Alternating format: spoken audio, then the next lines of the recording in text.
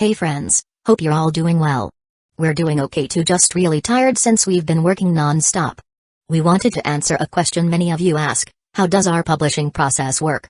Most of our audiobooks are first posted on Patreon as paid content. They stay behind a paywall for a few months. After that, they become free to access on Patreon forever. Then, a few weeks later, we upload them to other platforms like YouTube, Facebook, and Twitter, X. Lately, our community hasn't been growing much, and we could really use your help. Please share our site in your Facebook groups, Discord servers, Reddit threads, Twitter, X, or with any friends who might be interested. Every little bit helps and we really appreciate it. Thanks a lot for being with us and supporting what we do. Chapter 1. This world is not so ordinary after all. Boss, is my fried rice ready? Another big bowl of udon. This is amazing. Inside a bustling restaurant in Tokyo, the air was filled with the sound of satisfied customers praising their meals. Hearing the overwhelmingly positive feedback, Ryu couldn't help but look forward to his order. But more than that, he was intrigued by the two red-haired chefs behind the counter, a father and son duo who left a deep impression on him.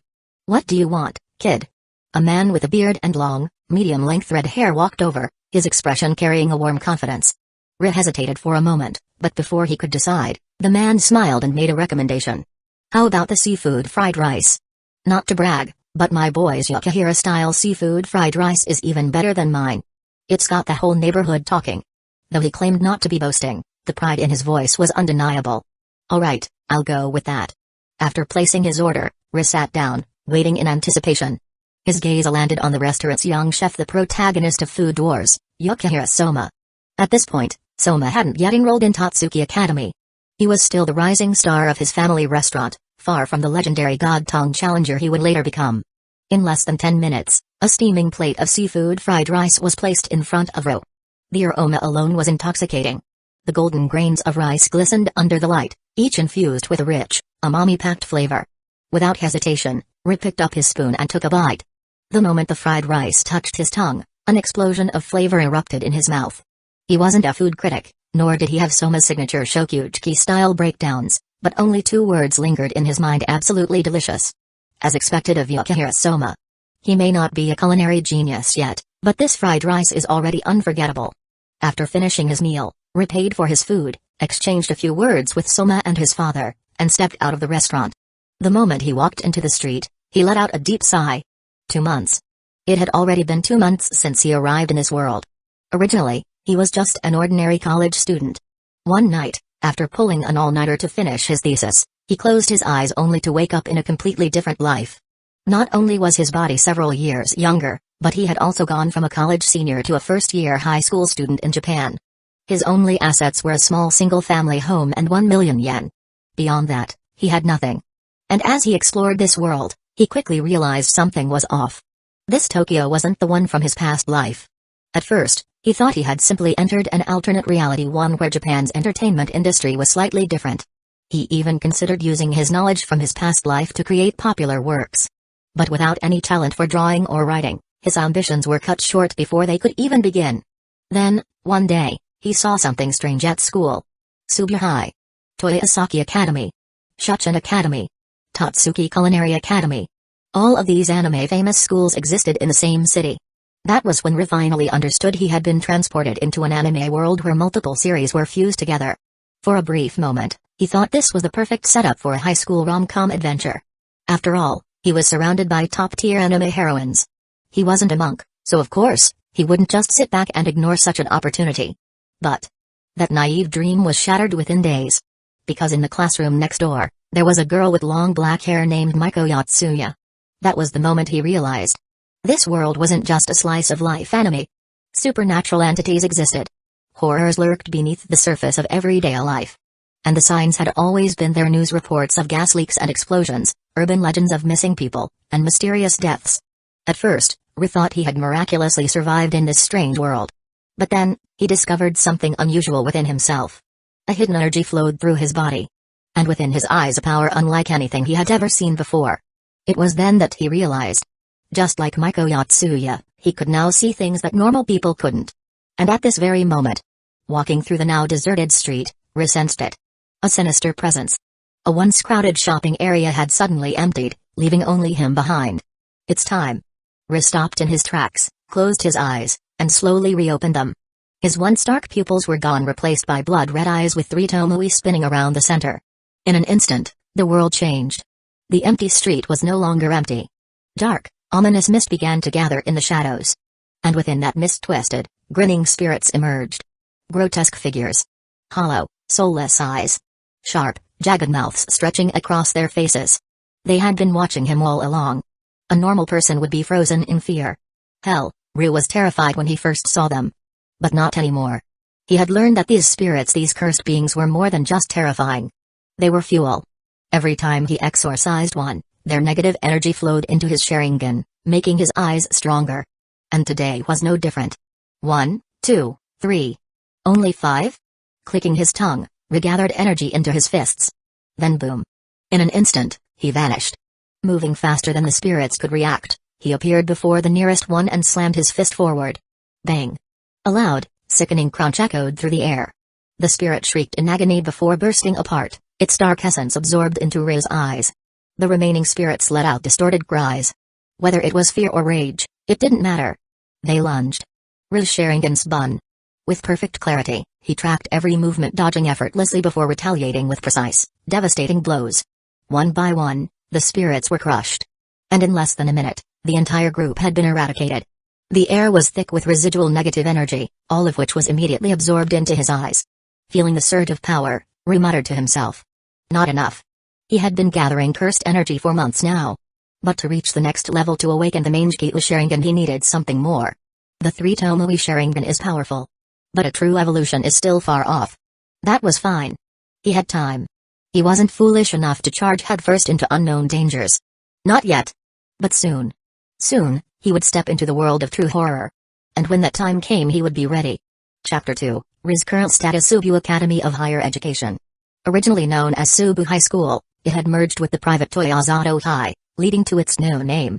This institution brought together notable students from both schools, including many faces Ryu recognized from anime. Class 1F. Good morning, Ryu-kun. As soon as Riz stepped into the classroom, several classmates greeted him with enthusiasm. Ryu, who had no issues with socializing, was well liked both in his class and throughout the school.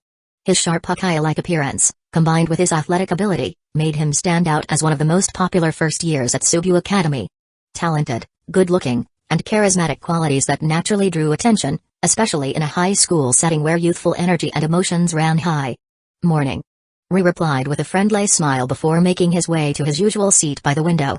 Like most classes, 1F had its own social groups. One group revolved around Aki Tomoya, who frequently discussed otaku culture. Another consisted of model students and regular kids. And then there was the popular group, who's by default comprised of well-known students like Hayama Hayato and Mira Yumeko. Before long, the usual group gathered around him. Yo, Ryu.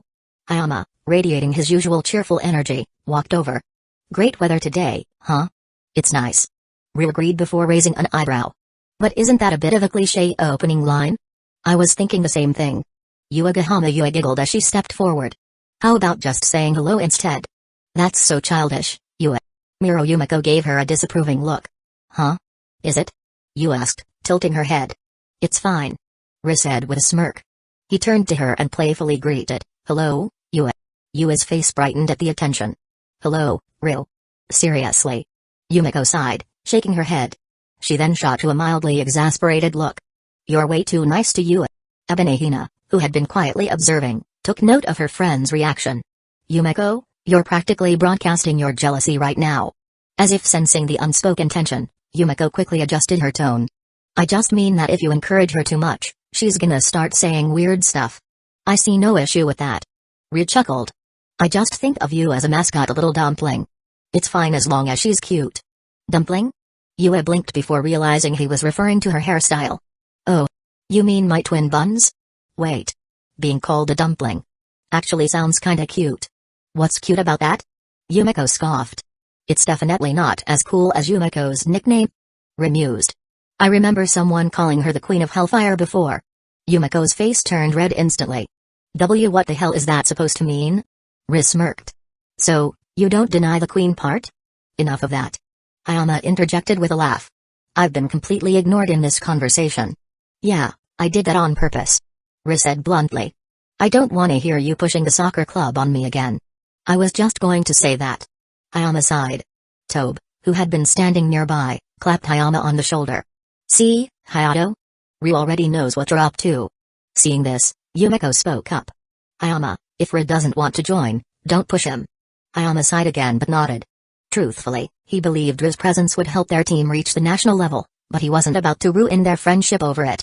Alright, I won't bring it up again. He relented. But since there are no club activities after school, how about we all check out that new cafe that just opened nearby? My treat. Riz smirked. Oh? A rare display of generosity from the rich kid? Seeing that who didn't refuse, Yumeko silently accepted the plan as well. As the group settled down, a loud conversation from another part of the classroom caught their attention, specifically, Aki Tomoya's group. Did you guys hear?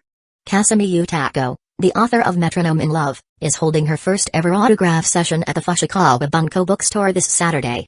Huh? What's Metronome in Love? I dunno, never heard of it. It's a masterpiece. How have you not read it? I swear, you guys are hopeless. I'm making you all read it before the signing. The conversation quickly spiraled into Aki Tomoya's passionate rant about light novels, much to the amusement and mild annoyance of others in the class. Yumeko, glancing toward them, rolled her eyes. Ugh, that otaku is so noisy. He's kind of a legend, though. Tobe laughed. Didn't he try to get anime screenings approved for the school festival? Even argued with the dean over it? That revelation caught everyone's interest. Seriously? That's wild. A little insane, honestly. Haha, gotta respect the dedication. While the others continued to chat, Riz's thoughts drifted elsewhere. Kasumi Utaha, huh? Of course, he knew who she really was. Kasumijoka Utaha. A well-known upperclassman, both a beauty and a literary genius. And this would be her first ever book signing? This was a perfect opportunity to get closer to the so-called ice-cold flower of the literary world. A small smile played on Riz's lips. This weekend just got interesting. Chapter 3, Yatsuya Maiko's surprise after school, in the teacher's office. I said, Ryu. I'm here. Beautiful, generous, mature, and lovely teacher, Hiratsuka-sensei. Flattery won't get you anywhere. And stop calling me that. Show some respect for your teacher. Hiratsuka Shizuka swung a swift karate chop toward Ryu's head, but he effortlessly dodged it, smirking. You. Ugh, forget it.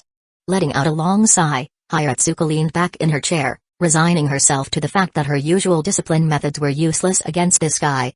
Skipping past the usual banter, she studied Ryu for a moment. He really was good-looking. Sharp features, confident demeanor, and a natural athletic build. It wasn't hard to see why the girls at Subu High were drawn to him. Sensei? Hearing his voice, Hiratsuka snapped out of her thoughts, a barely perceptible blush crossing her face before she cleared her throat.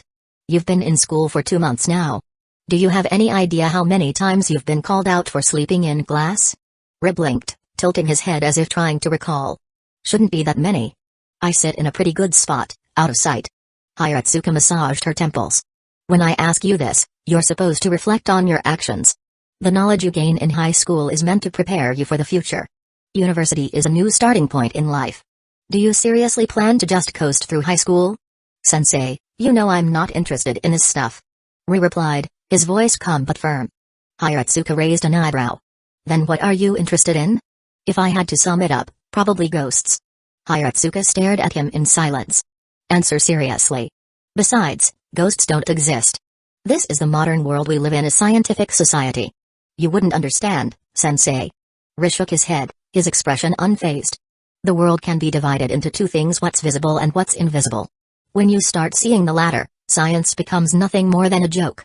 Besides, not everyone goes to university just to find a job and make money. I already have a way to make a living. Something about his confidence made Hiratsuka hesitate. Against her better judgment, she found herself asking, and what might that be? Exorcisms. Cleansing spirits. Ryu's tone was completely serious. Rich people fear the unknown more than anything. If you land the right clients, the profits are insane. This kid? Isn't he just describing one of those shady shrine scams? A vein twitched on Hiratsuka's forehead. She seriously wondered why she was wasting her time listening to this nonsense. Still, she held back her usual lecture. He was only a first year, after all. It was normal to have wild fantasies at this age. Crushing them outright wasn't exactly her job. Alright, that's enough. She sighed, waving a hand dismissively. I don't care what you do. But if I catch you sleeping in class again, You will regret it. Understood. Ryu replied lazily. He then added, if that's all, sensei, I'll be heading out. Get out of here already. Hiratsuka waved him off impatiently. Despite his reputation as a cool, easygoing guy, Ryu was nothing but trouble. And yet, ghosts, huh? It was kind of ridiculous. But at the same time, maybe that's just what it means to be young. Letting out another sigh, Hiratsuka sat back in her chair, shaking her head. Outside the corridor. Ah, Ryu's out. As soon as he stepped into the hallway, Tobe and the others immediately gathered around. This is new. Ryu, even if you don't like what she says, you should at least pretend to listen. Miro Yumiko commented with a smirk. Beside her, Ebenahina muttered under her breath, shouldn't you be encouraging him to study instead? No. Ryu shook his head. I figured I was out of her sight most of the time. Plus, with all those books piled up around me, I thought I was pretty well hidden. Maybe that's why you stood out. Hayama Hayato chimed in with a knowing smile.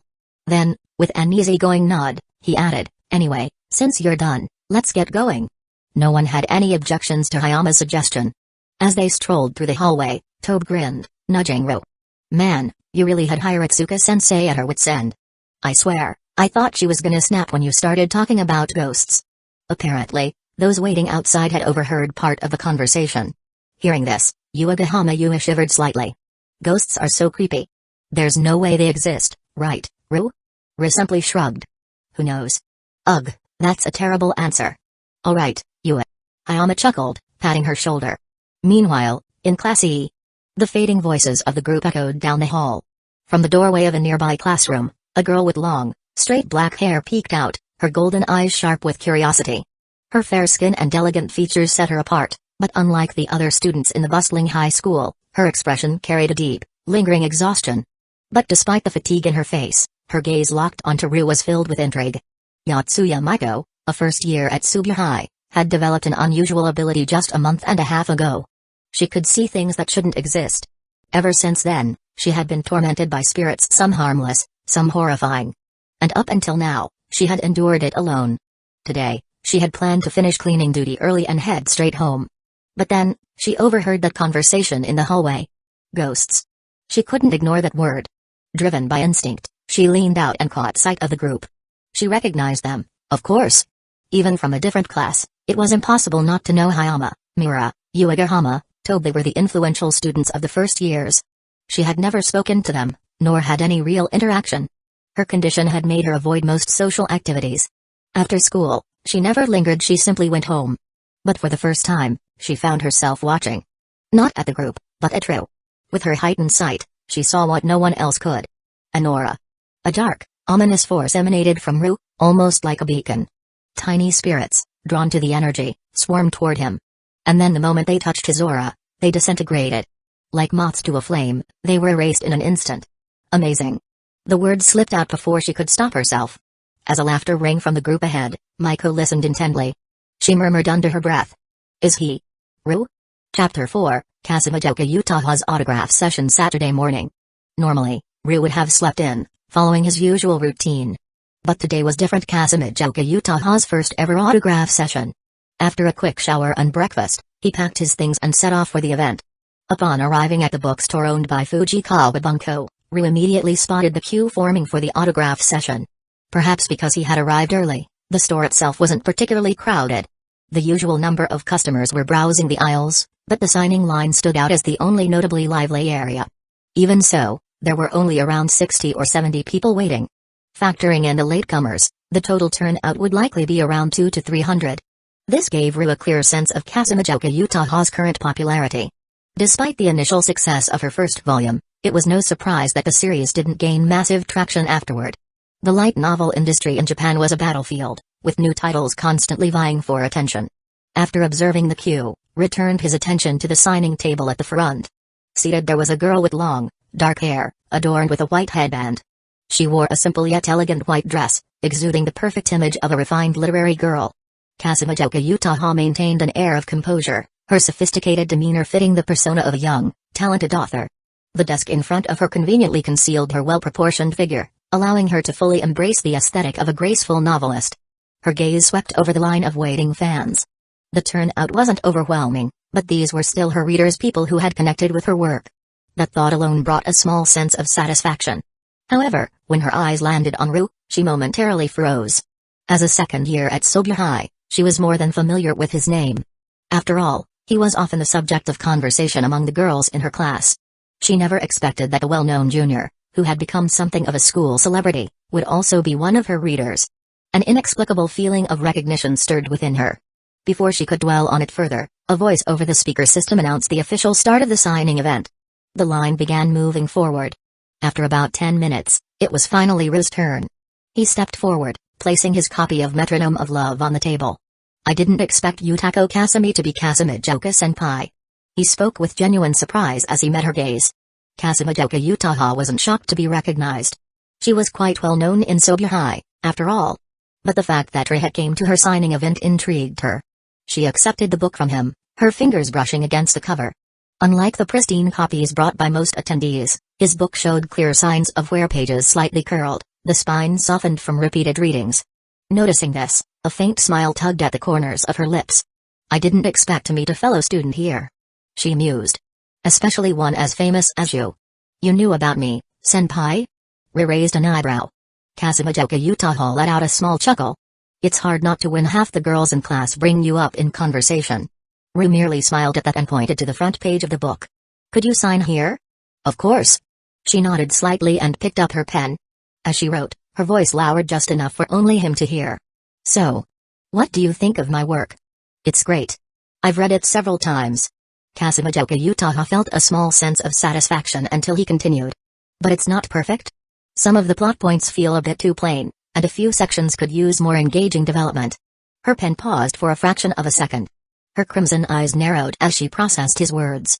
Rather than dismissing them outright, she found herself contemplating his critique. His remarks weren't unlike those she'd recently received from her editor, Machida Sanoko. Finally, she glanced back up at him. "Can you tell me exactly what you think is lacking? We can talk about it after the signing," Ryu suggested. Realizing she was still in the middle of the event, Kasumijoka Utaha nodded. "In that case, would you mind waiting for me when it's over?" She didn't usually seek out opinions from just anyone, but considering her recent struggles with writer's block, she was curious to hear his insights. "Sure." Ryu agreed without hesitation. Taking his freshly signed book, he stepped aside, leaving the queue for the next person. As he walked away, he caught sight of Aki Tomoe lining up. Their eyes met for a brief moment, but Aki quickly turned away, pretending not to see him. Ryu smirked slightly but didn't bother acknowledging him either. He had long since derailed the original timeline where Kasumijoka Utaha was meant to be involved with him. At this point, there was no connection between them at all. A few hours passed. Though the turnout wasn't massive, it was still close to Ryu's earlier estimate, around 300 attendees. Since Kasumijoka Utaha made sure to engage with each reader during signings, the entire event lasted quite a while. By the end of it, she was thoroughly drained.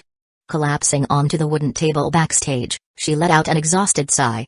"So, this is what an autograph session feels like." Just the act of signing books was tiring enough, but dealing with all kinds of fans required even more energy. Even someone as composed as Kasumijoka Utaha felt completely drained. "You think this is bad?" a voice teased. Machida Sanoko, her editor, leaned against the desk with a grin. The short-haired woman adjusted her glasses and crossed her arms. "Wait till you hold a signing for a best-selling volume." Machida continued. "You'll barely be able to lift your arms afterward, assuming that day ever comes." Kasumijoka Utaha let out an exasperated sigh. Only an editor would be cruel enough to say something like that. "I'm motivating you." Machida's tone remained cheerful, but her gaze carried a hint of encouragement. "Besides, you had quite a few devoted fans today. That enthusiastic guy with glasses. And, of course, the handsome junior." Her voice took on a teasing note at the end. Kasumijoka Utaha shot her a look. Aki and Natsukawa. She hadn't given much thought to it earlier, but now that Machida mentioned it, both had been among her attendees today. Between the two, though, Ryu had definitely left a stronger impression. Having a well-known school figure as one of her readers held a different kind of appeal compared to regular fans. Machida smirked knowingly. "So, aren't you going to get up? Someone's been waiting for you." Kasumijoka Utaha rolled her eyes. "I don't need you to remind me." Despite her words, she immediately picked up her bag, straightened her dress, and strode out of the room with newfound energy. Chapter 5, the first boy to actively join. Have you been waiting long? In a cafe not far from campus, Ryu was scrolling through messages and pictures from his friends on his phone. It wasn't until he heard Kasumijoka Utaha's voice that he glanced up. The first thing that caught his attention was a pair of slender, shapely legs encased in black pantyhose. His gaze traveled upward, following the elegant curves of her body, before finally landing on her refined, beautiful face. "It's bad manners to stare at a lady like that, you know." "My bad." Ri replied casually, flashing a smile before signaling the waiter for another coffee. "But I can't really help it, can I? After all, isn't Senpai a rare beauty?"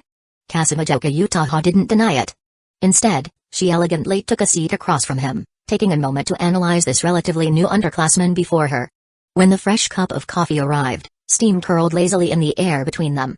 Utaha was the first to break the silence.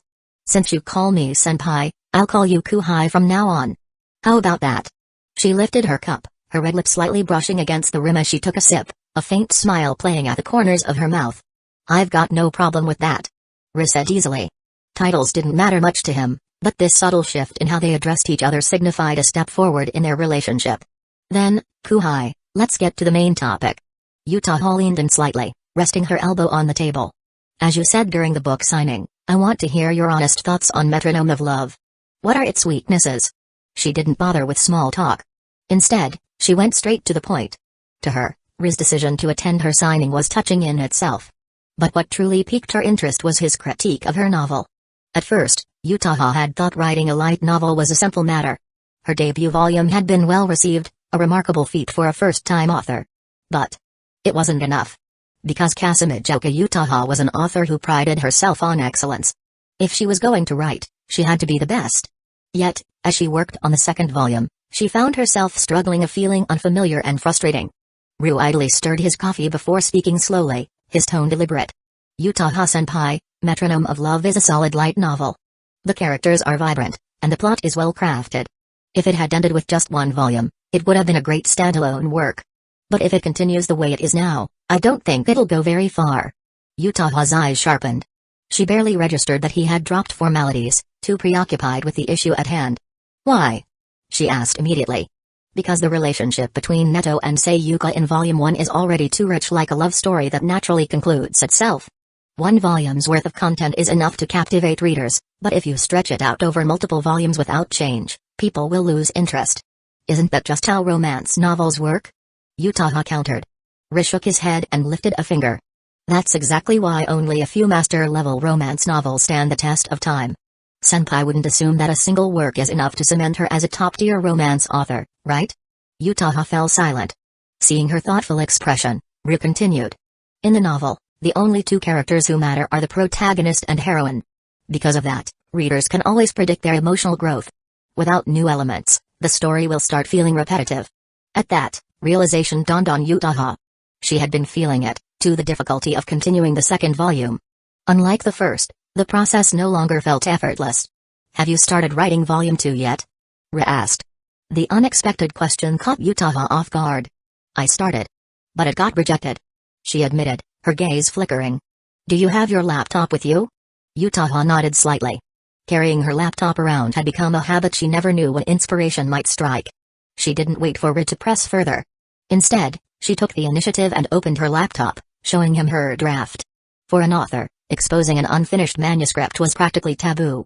But for some reason, Utaha found herself trusting this underclassman. Ri scanned through the text, his fingers rhythmically tapping against the table as time passed. Finally, he let out a soft sigh. "Times have changed, senpai." Utaha blinked. "If you want your books to sell, you have to understand the market first. Nowadays, the core audience for light novels is students and young professionals. In this fast-paced era, you can't expect many people to slow down and savor a slow-burn romance." Utaha frowned slightly. She already understood this, but hearing it out loud left her feeling lost. "So there's no future for my writing?" she murmured. Ri smirked. "I never said that. I have an idea. Why not introduce a new character?" Utaha's eyes narrowed in contemplation. "Are you suggesting I turn it into a harem story?" "Not necessarily. But if senpai wants to serialize this, the plot can't remain pure and straightforward forever. You could introduce rival love interests, a rival male character competing for the heroine's affection, or a new female character causing conflict. It doesn't have to be a full harem, but adding new elements will keep things dynamic. Besides, isn't compelling storytelling your specialty, senpai?" Leaning back in his chair, Ri spoke casually, as if he were merely sharing idle industry knowledge. Utaha, however, Felt as if a flood of inspiration had just surged through her mind. Her crimson eyes sparkled with renewed excitement. Without hesitation, she retrieved her laptop and began rapidly typing notes. For a while, the only sound between them was the rhythmic tapping of keys.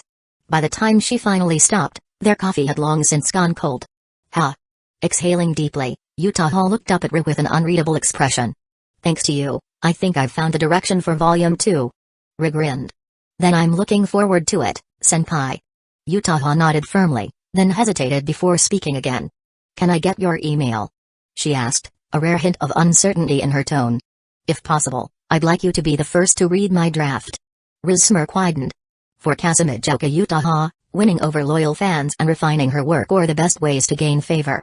And right now, wasn't her affection for him steadily rising? It was worth staying up all night to read Metronome of Love just for this. With smooth precision, Ri pulled out his phone, opened his email QR code, and extended it toward her. Am I the first guy to actively add himself to your contacts, senpai? Utaha blinked before letting out a soft laugh. Of course. She replied playfully. You're the first boy I've ever voluntarily added, Ri-kun. That's quite an honor, Utaha-senpai. Originally, she had only meant to tease him. But as Ri's calm, confident smile met her gaze, Utaha felt something stir within her chest. She quickly pushed the feeling aside and studied him once more. I think I finally understand why you're so popular at school. Her lips curled mischievously. Make sure to reply to my emails, Ri-kun. Chapter 6, The Bus Spirit. Kasumijoka Utaha picked up her bag and stood up. Before leaving, she walked to the counter and paid for their coffee, then waved her phone at her before stepping out of the cafe. Ri simply watched her leave. Winning Kasumijoka Utaha's favor in just one day wasn't something he had expected. But based on the way things were going, it was clear he had left a strong impression on her. After leaving the cafe, Ri made his way toward the nearest bus stop. His home wasn't too far from this Kitakawa-owned bookstore chain, around a 20-minute walk, but he preferred taking the bus for convenience.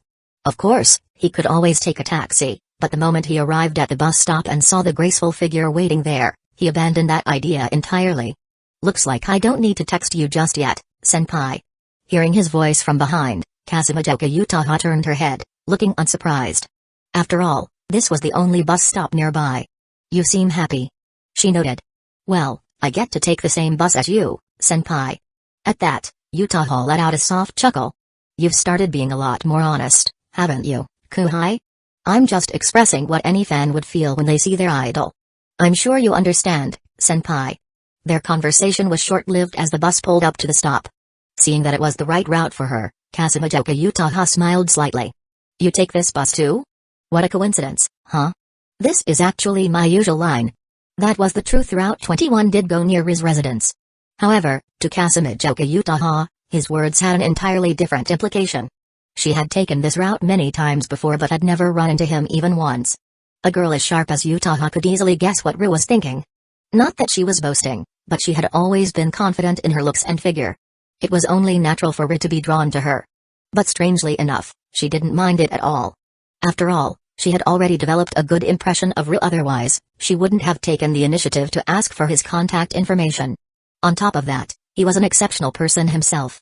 With both of those factors combined, it felt nice to be admired by him. She even found herself thinking about how this scenario might play out in a novel. With a soft hiss, the bus doors opened. Kasumijoka Utaha was the first to board.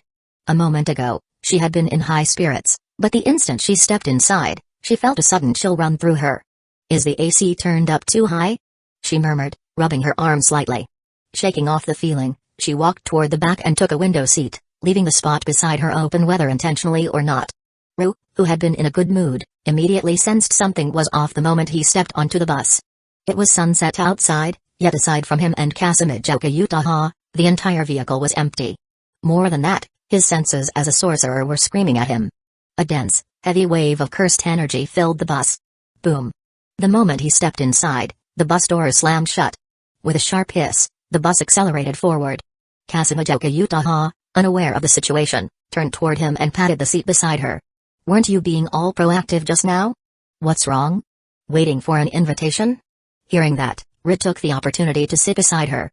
At this close distance, he could catch the subtle floral fragrance lingering around her. Utaha, too, seemed to notice their proximity. The teasing glint in her eyes softened as a faint red hue crept onto her cheeks, a rare sight from someone like her.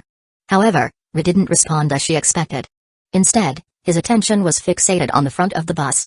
Seeing his unusually tense expression, Utaha smirked. "What's wrong, Kuhai? Don't tell me you're getting shy now?" "It's not that," Ri replied calmly. "I'm just a little worried." His unexpected response made Utaha blink in confusion. Before she could ask anything, he continued. "Senpai, no matter what happens, don't be afraid." Utaha tilted her head, perplexed. Then boom. A deafening crash came from the front of the bus. Utaha flinched, her breath catching in her throat. She turned toward the sound, only to see deep dents forming at the front of the vehicle. On the glass windshield, pitch-black handprints smeared across the surface. Her heart pounded violently. She quickly glanced outside the window only to feel her blood run cold. Just moments ago, they had been driving through a well-lit city. But now, absolute darkness stretched beyond the window. No streetlights. No buildings. Nothing. This Utaha's voice trembled. She recalled the horror stories she had read before, telling herself over and over that ghosts didn't exist. But faced with this impossible scene, how could she stay calm? For the first time in her life, the thought crossed her mind, are ghosts real? The moment she entertained the idea, a paralyzing chill spread through her limbs. Her mind went blank. She was a logical person, but no matter how rational she tried to be, her body had already succumbed to fear. At that moment, she remembered Ri's words from earlier. Without thinking, she curled toward him, clutching onto his sleeve as if he were her only anchor in this nightmare.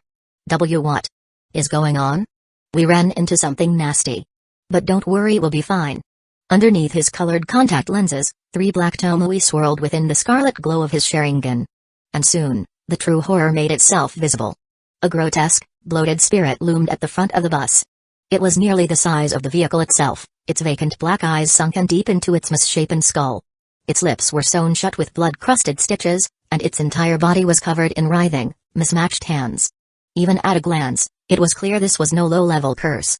A malevolent aura oozed from its form, something that could easily take a person's life.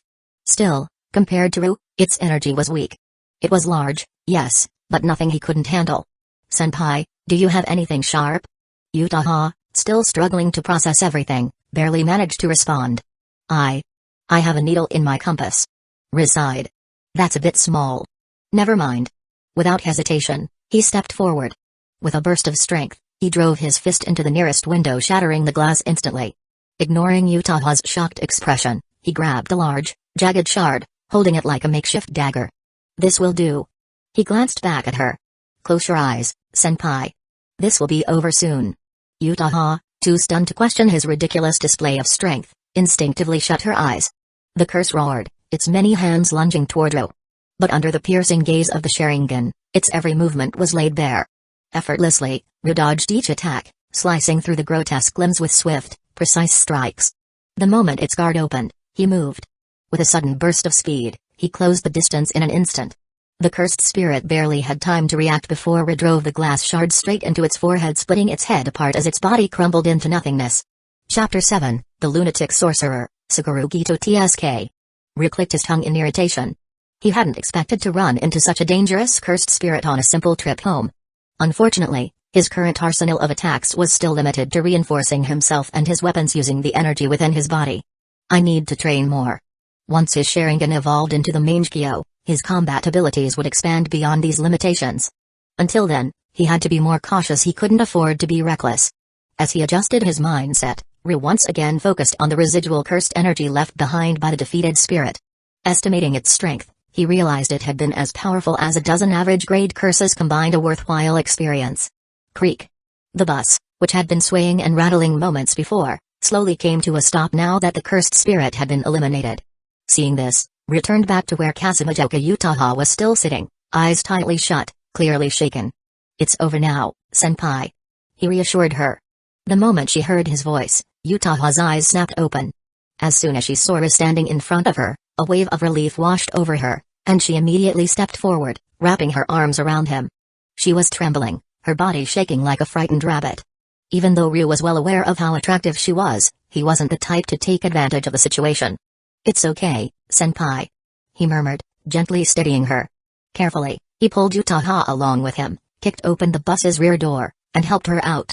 The moment their feet touched the pavement, the bus behind them let out a soft hiss, then, like black smoke dissolving into the night, it vanished completely. They were back where they had boarded. Alive. Kasumidoka, Utaha stared at the familiar city lights before her, breathing deeply. She had never appreciated the fresh air as much as she did now. Her entire body tingled with sensation, her skin prickling as if she had just escaped a nightmare. Only then did she realize how drenched she was in cold sweat. Her inner clothes clung uncomfortably to her skin. "Senpai, do you need to rest?" Ri glanced down at her, noticing how heavily she was breathing, her knees nearly buckling beneath her. "Yeah," she admitted, still feeling a bit shaky. Without another word, Ri led her toward a nearby park, aiming for a bench where she could sit and recover. Clap. Clap. Clap. A slow, deliberate applause echoed through the quiet night. "What a spectacular performance, Ri-kun." A voice, calm and composed, carried toward them. Accompanying the words were the distinct sounds of footsteps approaching. Before long, a tall man in a flowing monk's robe emerged from the shadows, his dark hair tied into a neat bun. A gentle, almost serene smile rested on his face. The moment Ri laid eyes on him, his muscles tensed. He had already suspected that the cursed spirit earlier hadn't appeared by chance. And now, standing before him, was the answer to his suspicions. "Suguru Gito." Ri muttered. There was no need for introductions. The moment he saw the man's face, all relevant information surfaced in his mind. Suguru Gito, one of the only 4 special-grade sorcerers in the world. His cursed technique, cursed spirit manipulation, allowed him to absorb and control curses, regardless of their rank. To those unfamiliar with him, his kind face and monk's robe might give the impression of a benevolent spiritual leader. But Ri knew better. The mere fact that Gito still wore his monk's robes was proof of his radical ideology. A man who sought to create a world where only sorcerers existed, believing that all non-sorcerers humans were inferior beings that needed to be exterminated. He had even gone so far as to kill his own parents for the sake of his ideals. In short, Suguru Gito was a complete lunatic. Though Ri kept his expression neutral, internally, every fiber of his being was on high alert. His cursed energy stirred within him, ready to be unleashed at a moment's notice. At the same time, something clicked in his mind. The strange energy in his body different from chakra, the curses invisible to ordinary people. It all made sense now. This world was one where Jujutsu existed. His previous assumptions about evil spirits had been far too simplistic. Now, there's no need to be so tense," Gito said with a chuckle, waving his hand dismissively. "I don't mean you any harm. In fact, I was quite impressed by your performance." He gestured toward where the bus had been just moments ago. "That curse you exorcised just now, it was a semi-grade 2. Hardly weak. Most sorcerers at your level would struggle against it, yet you handled it with ease. That tells me one thing: your power is different." His eyes gleamed with intrigue. "I've been watching you for some time, Ri-kun. Surely you must have realized it by now. You are not like those ordinary, powerless monkeys. I mean, humans." Gito spread his arms, his voice growing more fervent. "You have potential. You could achieve something far greater than merely existing among them." Ri narrowed his eyes. He already knew what Gito was trying to imply. He didn't need to ask. He understood perfectly well. And he had zero interest in joining Gito's twisted vision of the world. "What are you trying to say?" he asked bluntly. Gito let out a soft chuckle, his expression unreadable. "I can help you, Ri-kun. Your abilities are far beyond what you realize, and with my guidance, you could learn to use them properly." With a flick of his wrist, a small card slipped from his sleeve and floated toward Ro. "If you're interested, come find me." Ri caught the card between his fingers and glanced at it. The front bore the name Star Religious Group. On the back, an address. Suguru Gito's cult. Having delivered his message, Gito turned to leave, pausing only to add one last remark. "Just don't bring the human girl with you." Then, like a shadow fading into the night, he was gone. Only when he was completely out of sight did Ri let out a slow breath, his shoulders relaxing. Utaha, who had been silent until now, finally spoke up. "Ru, I think it's about time you gave me some answers." She crossed her arms, her sharp eyes locked onto him. "What the hell just happened? And who was that guy?" Ri remained silent for a moment, staring up at the now dark sky. "It's getting late," he muttered. "We should head back. I'll explain another time, senpai." His mind was still racing with everything that had happened tonight. Even if he did go home now, there was no way he'd be able to sleep. Utaha hesitated. Truthfully, she wasn't eager to be alone right now either. As she glanced around, her eyes landed on a nearby hotel. After a moment of consideration, she made a decision. "If you need a place to rest, I know somewhere," she said. "Come with me." Ri followed her gaze. "A love hotel?" At his question, Utaha's face immediately turned red. "Yes." She huffed, her voice firm despite her embarrassment. "Do you have a problem with that, Ri-kun?" Or was rest just an excuse? Ri shrugged. Given everything that had happened, it wasn't the worst idea. Inside the Love Hotel, the sound of running water echoed from the bathroom. Leaning back on the sofa, Ri stared at the ceiling, lost in thought. Everything that had happened tonight, the cursed spirits, Gito's appearance, the concept of jujutsu itself had completely altered his understanding of this world. Most importantly, it made him rethink the nature of his own power. The Sharingan evolved through negative emotions. Cursed energy was born from negativity as well. Could they be connected? And if so, how far could his abilities go? Could he develop something akin to a domain expansion? What would it look like? Sukaimi? Koto Amatsukami? As Ri pondered the possibilities, the sound of the bathroom door opening pulled him back to reality. Chapter 8, Curiosity Kills the Cat. Ri looked up as the bathroom door creaked open, revealing a stunning sight. Kasumijoka Utaha stepped out, her black hair still damp and clinging to her skin. The warmth of the steam had left a slight flush on her normally pale cheeks, enhancing her already striking beauty. She wore a loose bathrobe that barely concealed her curves, and whether intentional or not, the front of her robe had slipped slightly open, revealing a tantalizing glimpse of smooth, porcelain skin.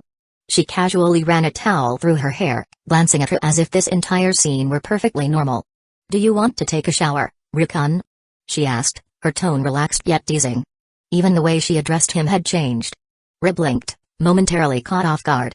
Is Senpai really this bold? "Senpai, you're not planning to go home tonight?" Utaha paused for a moment before responding at a leisurely pace. "Nope. I won't be going home tonight." "There's no problem with that, is there?" She sat down on the bed, casually crossing her legs as she continued. "I usually behave myself, but ever since I started publishing books, my parents don't interfere too much in my personal life anymore. So, you don't have to worry about the police showing up at your door, if that's what's on your mind." "I wasn't worried about that," Ri replied dryly. "In that case, I guess I'll take the risk and stay with you, Senpai." Without hesitation, he stood up and made his way to the bathroom.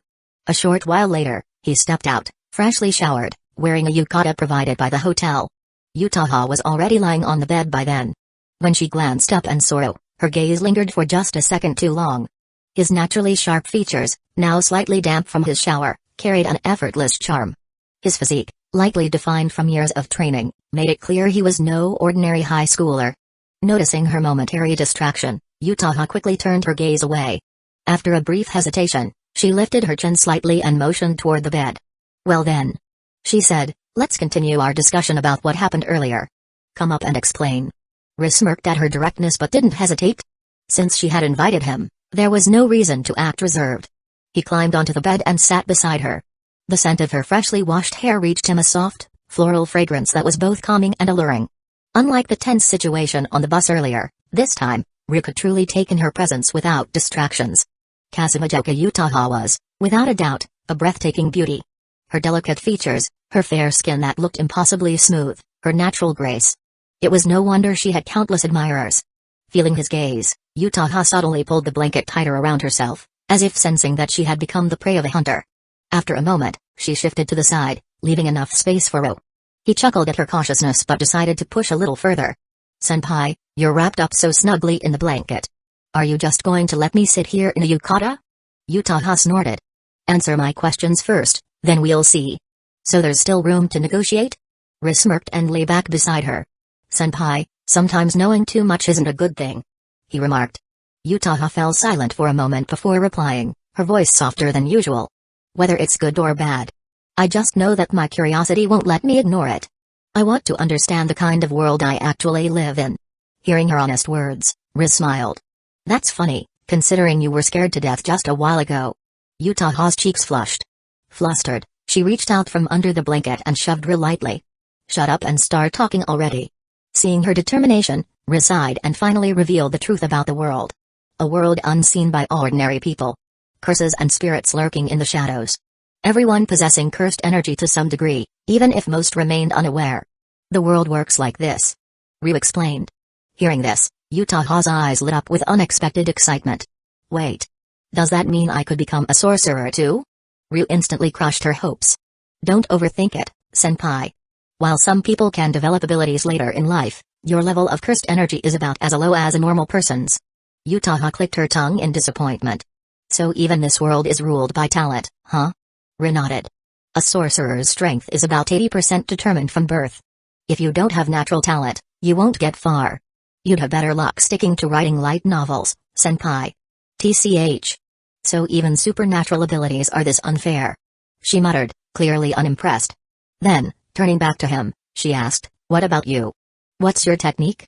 Ri didn't bother hiding it anymore. He removed his colored contact lenses, revealing his Sharingan. The crimson glow of his eyes flickered under the dim hotel lights, the Tomoe swirling lazily within them. Utaha instinctively stiffened. The sight of those hypnotic, otherworldly eyes sent a chill down her spine. But after a moment, she murmured, they're kind of pretty. There are even better-looking ones. Ri remarked. But I need to grow stronger first. With that, he deactivated his Sharingan. Utaha fell into thought, recalling the strange man they had encountered earlier. So, you're planning to meet that creepy monk? Ri considered her words for a moment before nodding. Now that he knew this world was filled with jujutsu, he felt a sense of urgency. This world was far more dangerous than he had initially thought. Shibuya. Mahito. Kenjaku. Sukuna. Even the most powerful sorcerers had fallen to these threats. If he wanted to survive, he needed to grow stronger fast.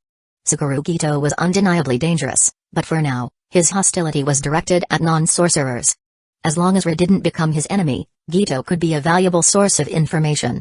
More than that, the idea of absorbing and controlling curses intrigued him. If Gito's techniques could be utilized in a way that strengthened his own abilities, it could accelerate his growth immensely. Seeing Ri's nod, Utaha frowned slightly. That guy doesn't seem trustworthy. She muttered. Ri chuckled. He isn't. He's a complete lunatic who wants to wipe out all of humanity. You nearly died twice today because of him. Utaha exhaled sharply. So the boss was his doing? Probably. Seriously? There's an actual mass-murdering sorcerer running around? Ri shrugged. Well, yeah. Welcome to the real world. Utaha clicked her tongue in frustration, then cast him a concerned look. And you're still planning to meet him? He has knowledge I need. As long as I don't cross him, he won't treat me as an enemy. Utaha sighed, staring up at the ceiling. Learning that ghosts, curses, and actual psychopaths existed in the world unsettled her more than she wanted to admit. Sensing her unease, Ri spoke up. That's why I told you sometimes knowing too much isn't a good thing. He smirked. But as long as you stay away from danger, you'll be fine. Curses target those who can see them first. And what if I run into another situation like the bus? Ri glanced at her. Then I'll protect you. Utaha rolled her eyes but didn't argue. Instead, she silently pulled back the blanket she had been wrapped in. If you're cold, come in. She muttered. Consider it a reward for answering my questions. She didn't need a mirror to know her face was burning. Ri chuckled and slid under the blanket. It wasn't a bad reward. Chapter 9, Compulsory Teaching from Senior Students with a Body Naturally Attuned to the Ebb and Flow of Energy. Ri wasn't fazed by the sudden shifts in temperature. Hearing the invitation implied in those words, he slipped under the blanket without hesitation. Now, the two of them lay side by side on the bed. The distance between them was less than 10 centimeters. The blanket is really warm, Utaha-senpai. Watching Ri looking so at ease, Utaha Kazamijoka felt a tinge of shyness creeping in. How could it not be warm? She had been wrapped up in it before. But Utaha stared blankly at the boy she had just met today. From a mere fan to a confidant, from a confidant to a savior, and now, an uncontrollable possessiveness toward Ri had begun to surface in her heart. As an author of romance light novels, she was highly sensitive to emotions. There was no doubt about it, she had fallen for this underclassman who had brought her so many surprises and whom she now found herself relying on. Now that she understood her feelings, there was no need for hesitation. Utaha wasn't one to waver. She would take the initiative. Action was better than overthinking. Without further thought, she made her move. She rolled over and straddled Ro. Her eyes traced the contours of his face, the same face that was admired by countless girls at school. A deeper, more intense fascination flickered in her gaze. Ri-kun. You really are too handsome. Utaha sighed in admiration. She wasn't someone who only cared about appearances. She believed that an interesting soul was far more important than a handsome face. But if the person she liked had both, why would she need to choose? She wanted everything. Senpai is beautiful too. At those words, Utaha's wine-red eyes gleamed with amusement, and her lips curved into a teasing smile. Oh? Do you like what you see? Ri responded without hesitation. I do. Good. Decisive. Utaha slowly leaned forward. Even as she moved, she studied Ri's reaction closely, watching as his eyes widened in surprise. Seeing that, she pushed forward, making a bolder attempt. She was inexperienced, after all. A moment later, After some obstacles in communication, Utaha pulled back, her alluring eyes tinged with dissatisfaction. I didn't expect you to be this skilled, Rikun. At her words, Riz smirked and pulled her into his arms. I wouldn't lie to you, senpai. This is my first time. Utaha sat up, eyes filled with curiosity. Really? But you're so popular among the second years. Plenty of girls talk about you. Heaven can be my witness. Riz's tone was sincere. It was the absolute truth, at least in this world. Besides, he had his own goals. He wasn't interested in the ordinary pursuits of this world. Utaha studied his serious expression, believing him a little. Her heart swelled with delight, thinking that perhaps this was just his natural talent. And now that she had learned more about him, her desires only grew stronger. This won't do. As a high school student, Utaha cupped Riz's face in her hands. As your senpai, it's my duty to teach you how to be more mature. Riz's grin widened. Please, senpai, don't hold back. I'll learn well. Since he could sit back and enjoy, why wouldn't he? Naturally, things progressed as expected. In the end, the victor was clear. Ru, against all odds, had triumphed. By the time Utaha woke up, it was already nearing noon. She stretched lazily, feeling inexplicably satisfied. It had been a long time since she had slept so soundly, ever since she had hit a roadblock with the second volume of Love Metronome. No wonder romance was such a widely pursued subject. There was definitely something to it. Thinking of this, she turned to gaze at Ru, who lay beside her. Her eyes filled with warmth and happiness. She wasn't someone who gave herself away easily, otherwise she wouldn't have earned the title of the Flower of the High Mountains at school. She just hadn't expected that once she found someone she truly liked, she would throw all hesitation aside. The realization left her a little stunned. Originally, she had only planned to confirm her relationship with Ray yesterday, but in the end, after hearing that it was his first time, she couldn't hold back. But looking at her now, she had no regrets. She had claimed a true hidden treasure. Just thinking about it made Utaha grin from ear to ear, like a certain mischievous anime character. I'm very happy, Utaha. His voice pulled her back to reality. It seems you haven't had enough yet, Rikun. With a sly smile, she slid closer, resting against his chest. Is senpai planning to stay in bed all day? Ri asked, running his fingers through her silky hair. Can't I? It's a rare Sunday. Utaha pouted.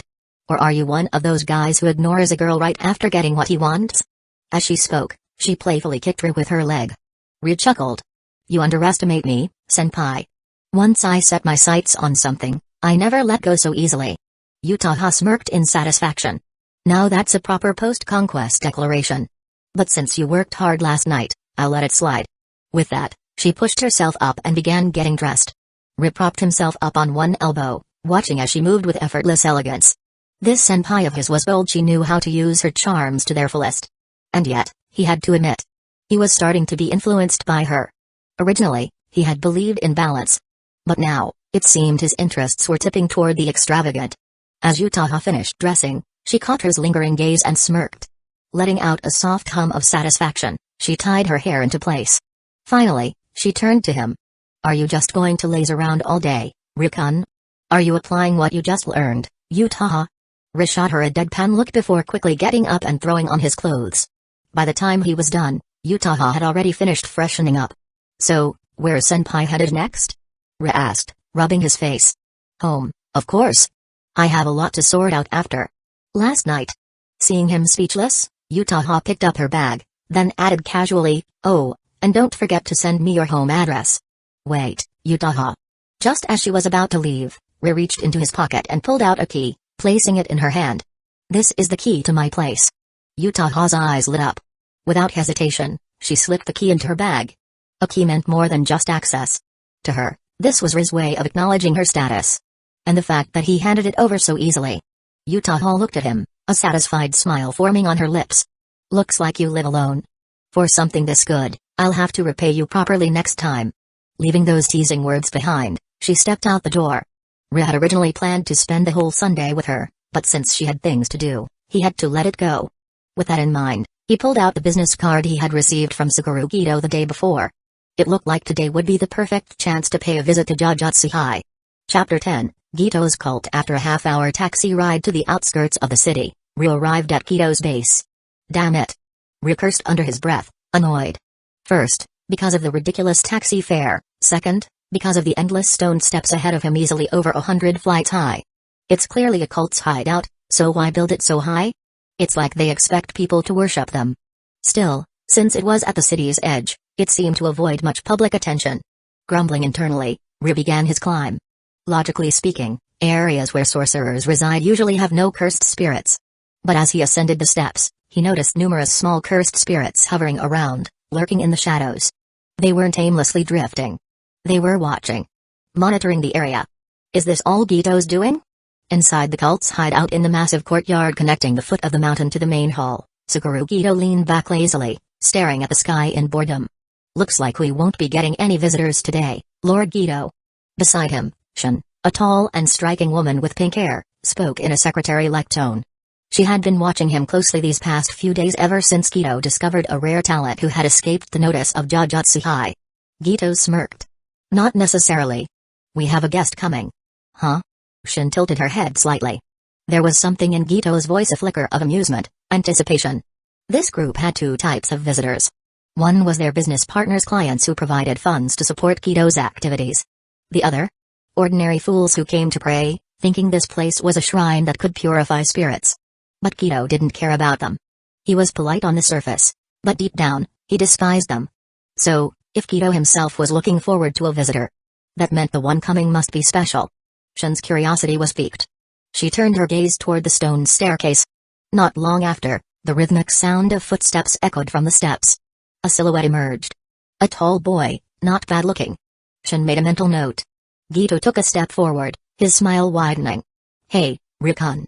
You showed up sooner than I expected. I thought you'd take your time considering my offer. Ru met his gaze evenly.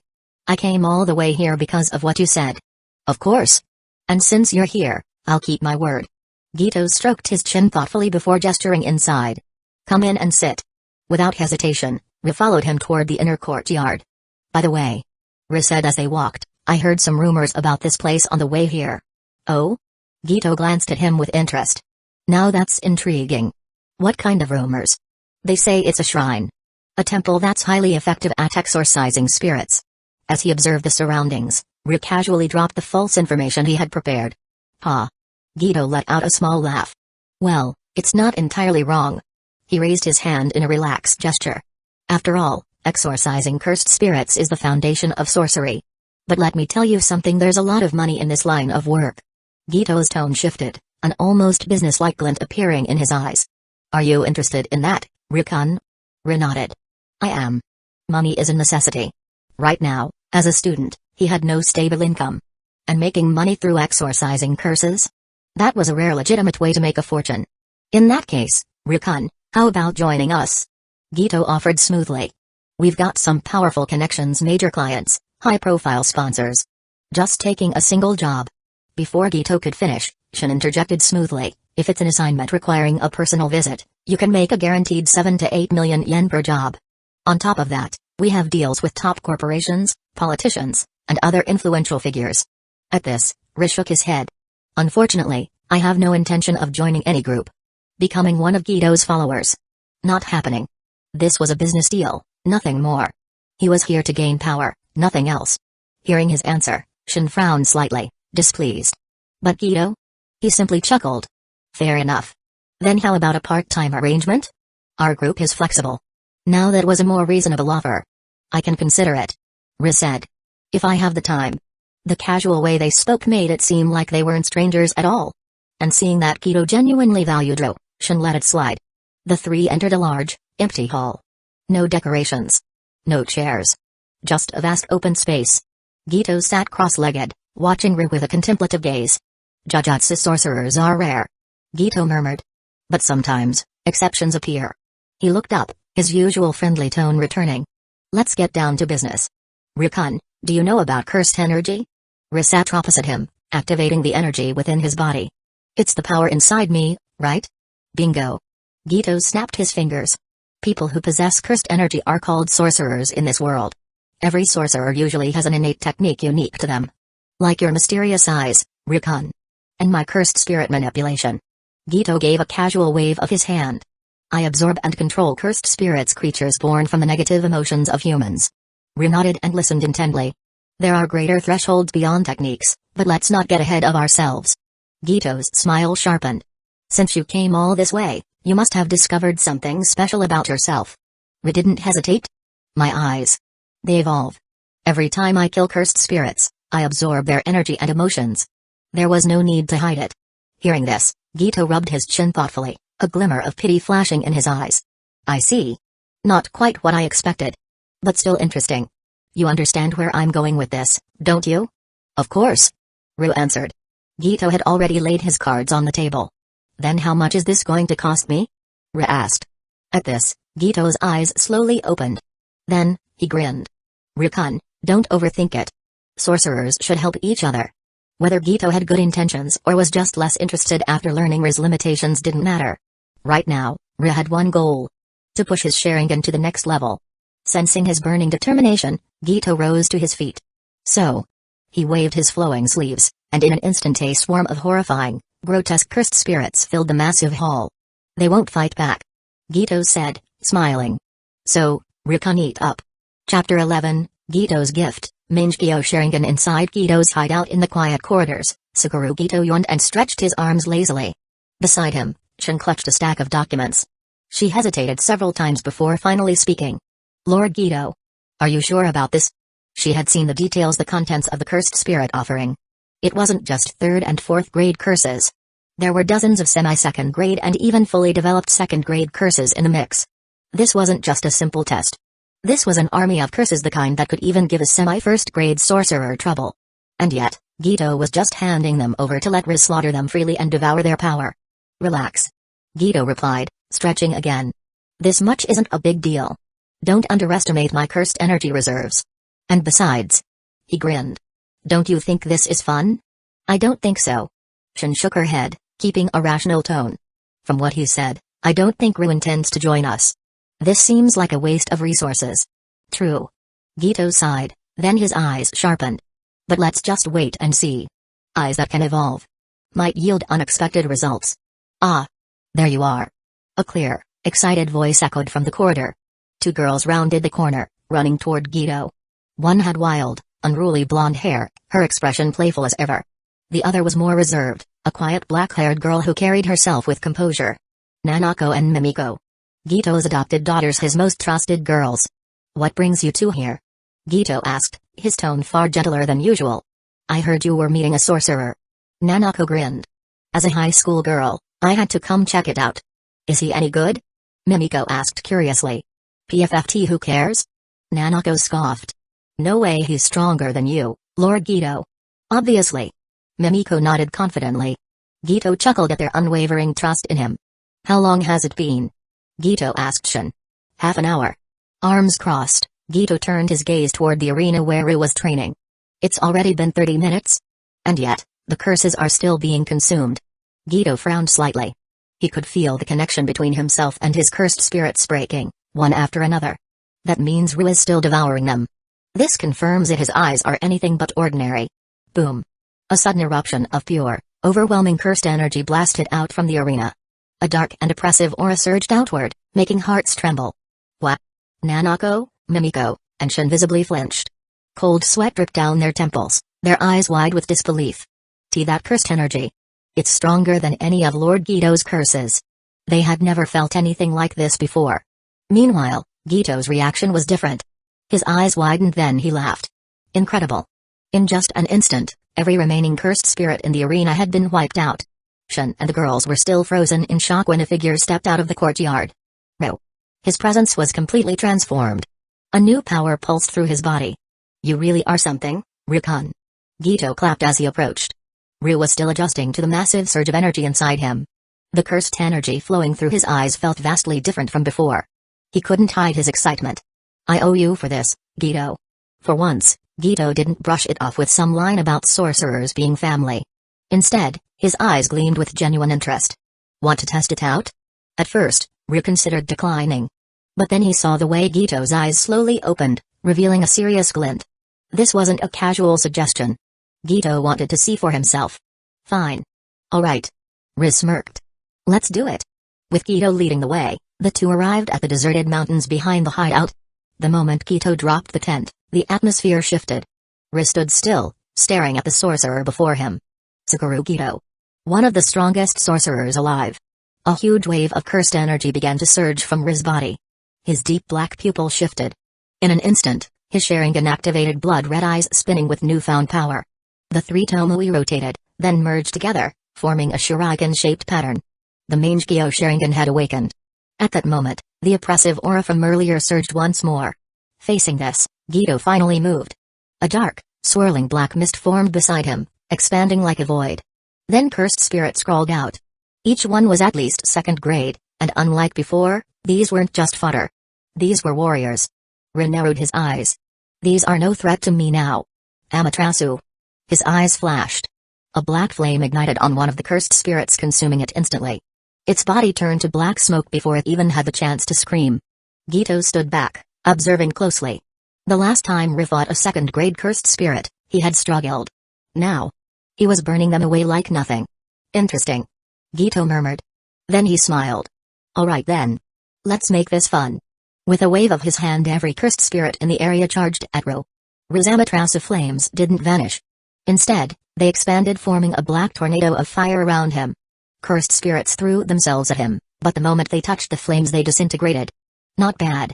Ri muttered. But let's try something else. He deactivated Amaterasu just in time for a massive cursed worm to erupt from the ground. It was over 10 meters tall, its gaping maw lunging straight for him. Perfect? Susanoo. A surge of raw power exploded from his eyes. A colossal blue skeleton materialized around him, its massive bony hand grabbing the worm midair. Boom. The cursed spirit was launched across the mountain, crashing into a hill in a cloud of dust. From a distance, Gito grinned. That's right, Rikun. He spread his arms. Now show me more. Chapter 12, The Power of the Mangekyo Sharingan. Ri ignored Gito standing below. Right now, he was focused entirely on his Susanoo. As expected, it wasn't complete yet. If he compared it to the Susanoo from Naruto, he was only at the third stage in complete humanoid Susanoo. His real body was still visible inside its chest cavity. At its final form, Susanoo would become a colossal Tengu-like warrior, towering over mountains, with its user seated safely inside the jewel on its forehead. But achieving perfect Susanoo required something greater, the eternal Mangekyo Sharingan. Still, to be able to manifest this level of Susanoo immediately after awakening his Mangekyo? That alone was more than enough to satisfy Ro. He focused his cursed energy, channeling it directly into Susanoo's massive blade. Then he swung. A single sword strike tore through the air. Shing. The massive cursed worm, nearly 100 meters in size, was sliced in half instantly. As its cursed energy dissipated, Ri felt it flood into his eyes, his Mangekyo greedily absorbing the negative emotions left behind. A realization struck him.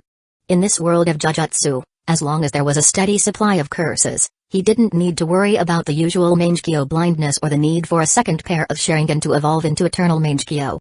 This world's cursed energy mechanics had eliminated that drawback. He smirked.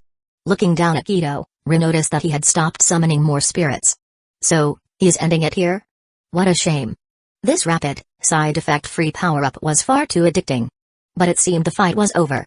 Ri deactivated his Mangekyo, allowing Susanoo to gradually dissolve into pure cursed energy before vanishing completely. You're ruthless. Gito sighed dramatically, walking forward. That first-grade cursed spirit had been with me for years.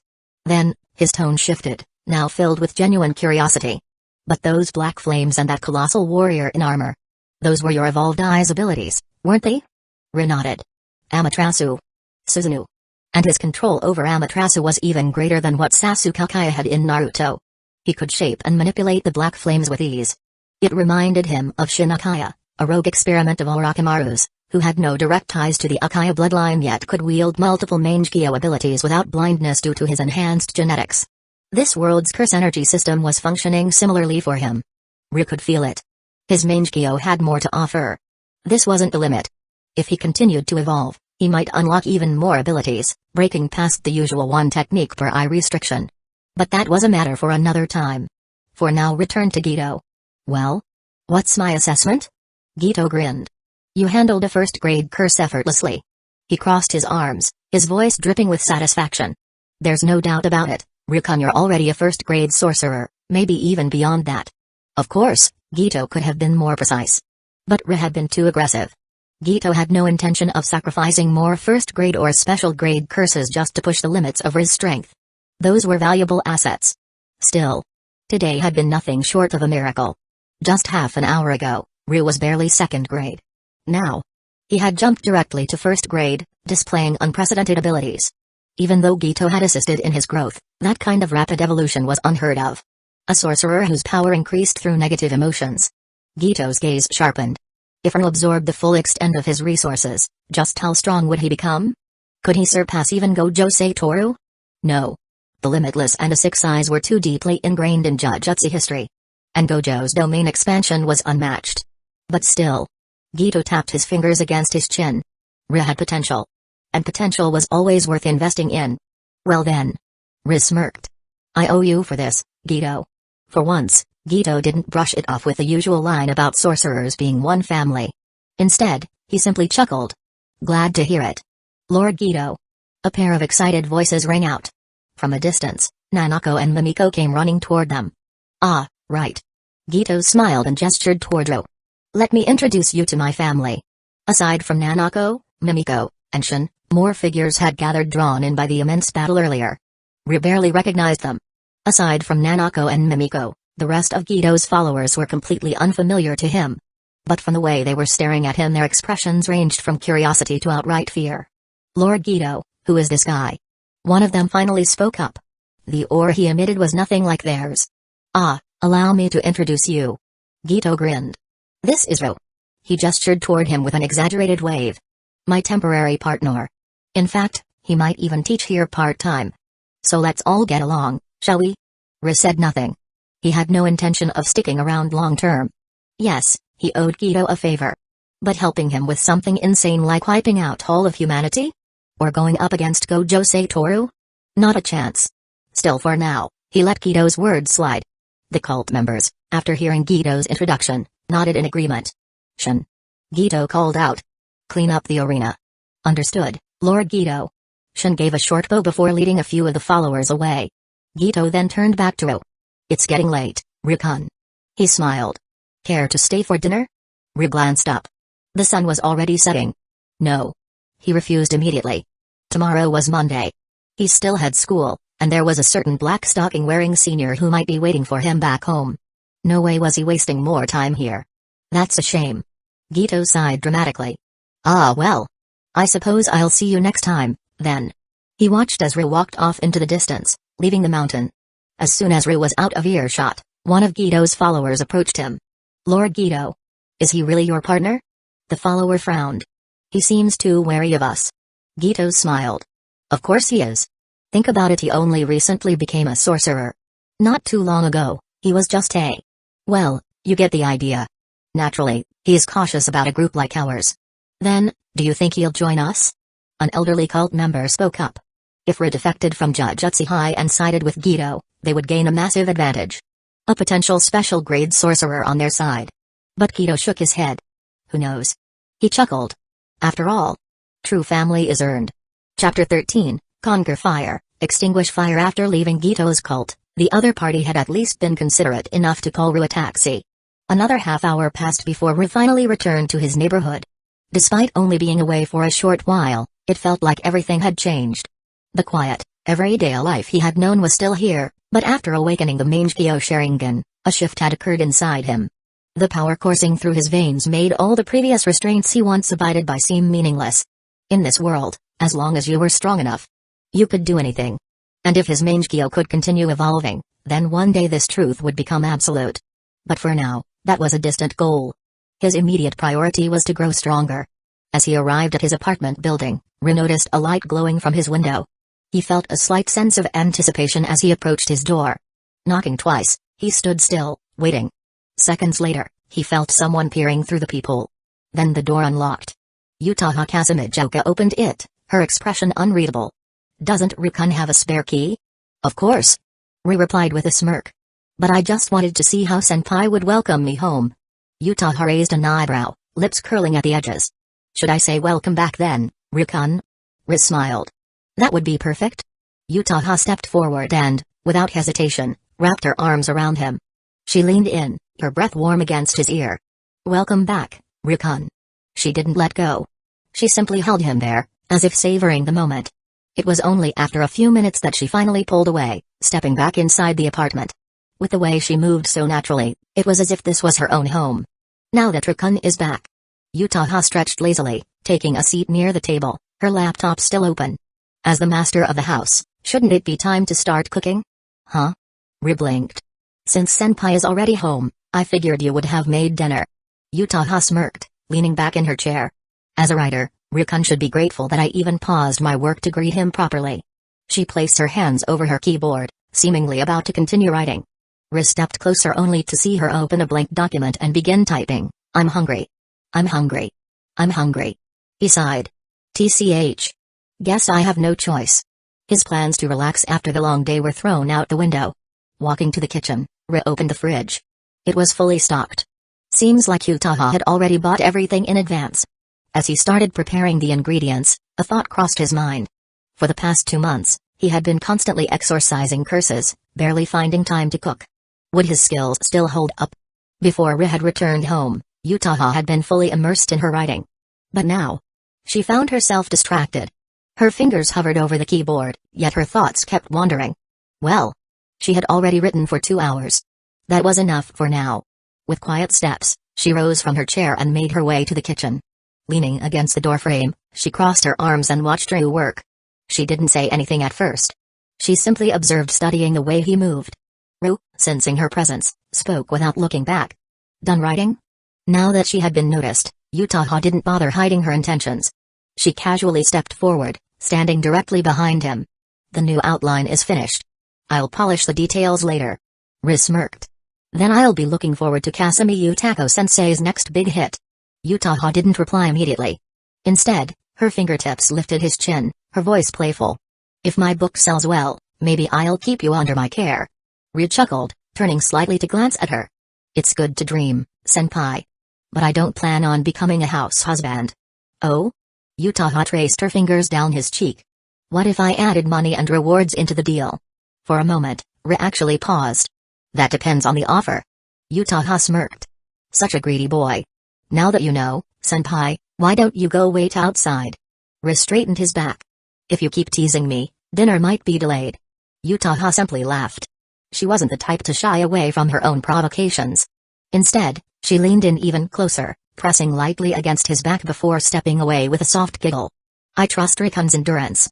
Ri exhaled sharply. Damn her. Fine. Let's eat first. Then, later tonight. She'd pay for that little stunt. With that thought, he sped up his cooking. By the time the meal was ready, Utaha had already set the table and picked up the chopsticks. She only started eating after Ri had sat down as well. Ri took a bite, then asked, How is it?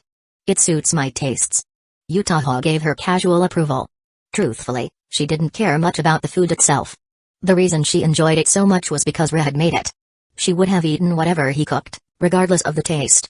But despite that, she had a small appetite, something she maintained as part of her usual aesthetic discipline. So, after a while, she put down her chopsticks. But instead of leaving the table, she simply watched Ru. Her foot slid forward. Ri narrowed his eyes, not needing to look down to know exactly what she was doing. Utaha, seeing his reaction, smirked. Rikun. Don't you think it's time we did something more meaningful?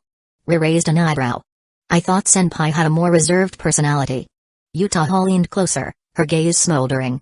Well, I'm not reserved right now. She didn't even try to deny it. If anything, there was a glimmer of expectation in her teasing tone. Ri placed his chopsticks down. Without hesitation, he stood up, walked over, and wrapped an arm around her waist. You brought this on yourself, senpai. Utaha let herself be pulled in, arms circling his shoulders. But I can also. She smirked, her voice a soft whisper.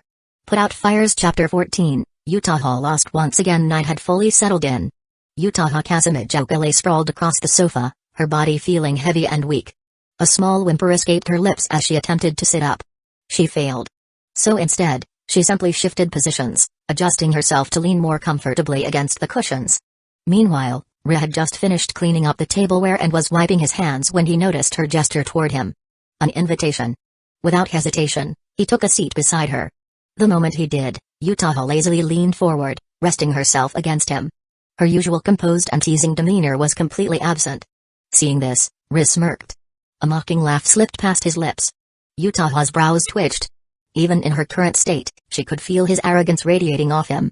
Irritated, she pushed him away, her eyes flashing with mild annoyance. However, the outcome of their earlier match was undeniable. And since she couldn't refute reality, She could only think of a way to even the score in the future. Maybe she'd have to spend some money on upgrades next time pay to win her victory. But for now, rest came first. In certain competitive matches, women had an inherent advantage. Their stamina recovery was naturally faster, leading to the old saying about fields and cows. But Ryu was not a normal player. It felt like he had spawned into the game with an invincibility buff. For Utaha, it was as if the roles had been reversed entirely. So after regaining some of her strength, she let out a soft breath and finally spoke. I should probably head home soon. Ryu raised an eyebrow. You're leaving? After the truce, when she had taken out a change of clothes, he had assumed she'd be staying the night. Tilting his head slightly, he remarked, You know, my apartment is pretty big. You don't need to worry about lack of space. In response, Utaha bit his hand. Hard enough to be annoying, but not enough to actually hurt him. Then, after letting go, she casually stated, It's already good enough that I came over today. No matter how liberal my parents are, it's still a school week starting tomorrow, Ryu-kun. Hearing that, Ryu fell silent. Seeing his reaction, Utaha grinned, burying her head against his chest. But she continued, her voice softer, I'll make it up to you next weekend. Immediately, Ryu lifted her chin, his smirk returning. You said it, Utaha. She nodded obediently. Ryu couldn't help but feel a bit surprised. During their previous encounters, Utaha had shown clear frustration whenever he managed to overpower her. But now she was strangely docile. Still, a promise was a promise. And after one last moment of warmth, Ryu escorted her to the door. He had initially planned to walk her home. But Utaha refused. Her reasoning? You've had a long day, Ryu-kun. Just rest. If you come with me, I might not be able to leave. Damn. He couldn't even argue with that. That was exactly the kind of line a romance author would use. Even so, he still insisted on at least seeing her off to the taxi. And before she left, he handed her a special amulet. Now that his Sharingan had evolved, his control over cursed energy had significantly improved. He had even learned how to separate and store his cursed energy into objects. The charm he made for Utaha contained his personal cursed energy, acting as a deterrent to lower-level curses. Even weak grade 2 spirits wouldn't dare approach her with this in her possession. And more importantly, if she were in danger, Ryu would know immediately. Taking the amulet, Utaha glanced up at him. You're always full of surprises, Ryu-kun. Then, with a final goodbye, she stepped into the taxi. Ryu watched as it drove away, not turning back inside until she was completely out of sight. Phew. Today was exhausting. Not only had he gone to Gito's cult, but he had also been forced to cook and clean up, all while entertaining Utaha's constant challenges. Even with a sorcerer's physique, he still felt some fatigue. Yawning, he made his way to bed. Just as he was about to fall asleep, his phone vibrated. It was Utaha. A simple emoji message letting him know she had gotten home safely. They exchanged a few more casual texts, nothing particularly important, but enough to make the night feel complete. And with that, Ryu finally drifted off to sleep. The next morning at the front gate of Sobu High School, students moved in and out in their usual rhythm. But something was different today. Every single person who passed through the gate found themselves stealing glances toward a certain spot. Standing there, waiting calmly, was a tall, black-haired beauty.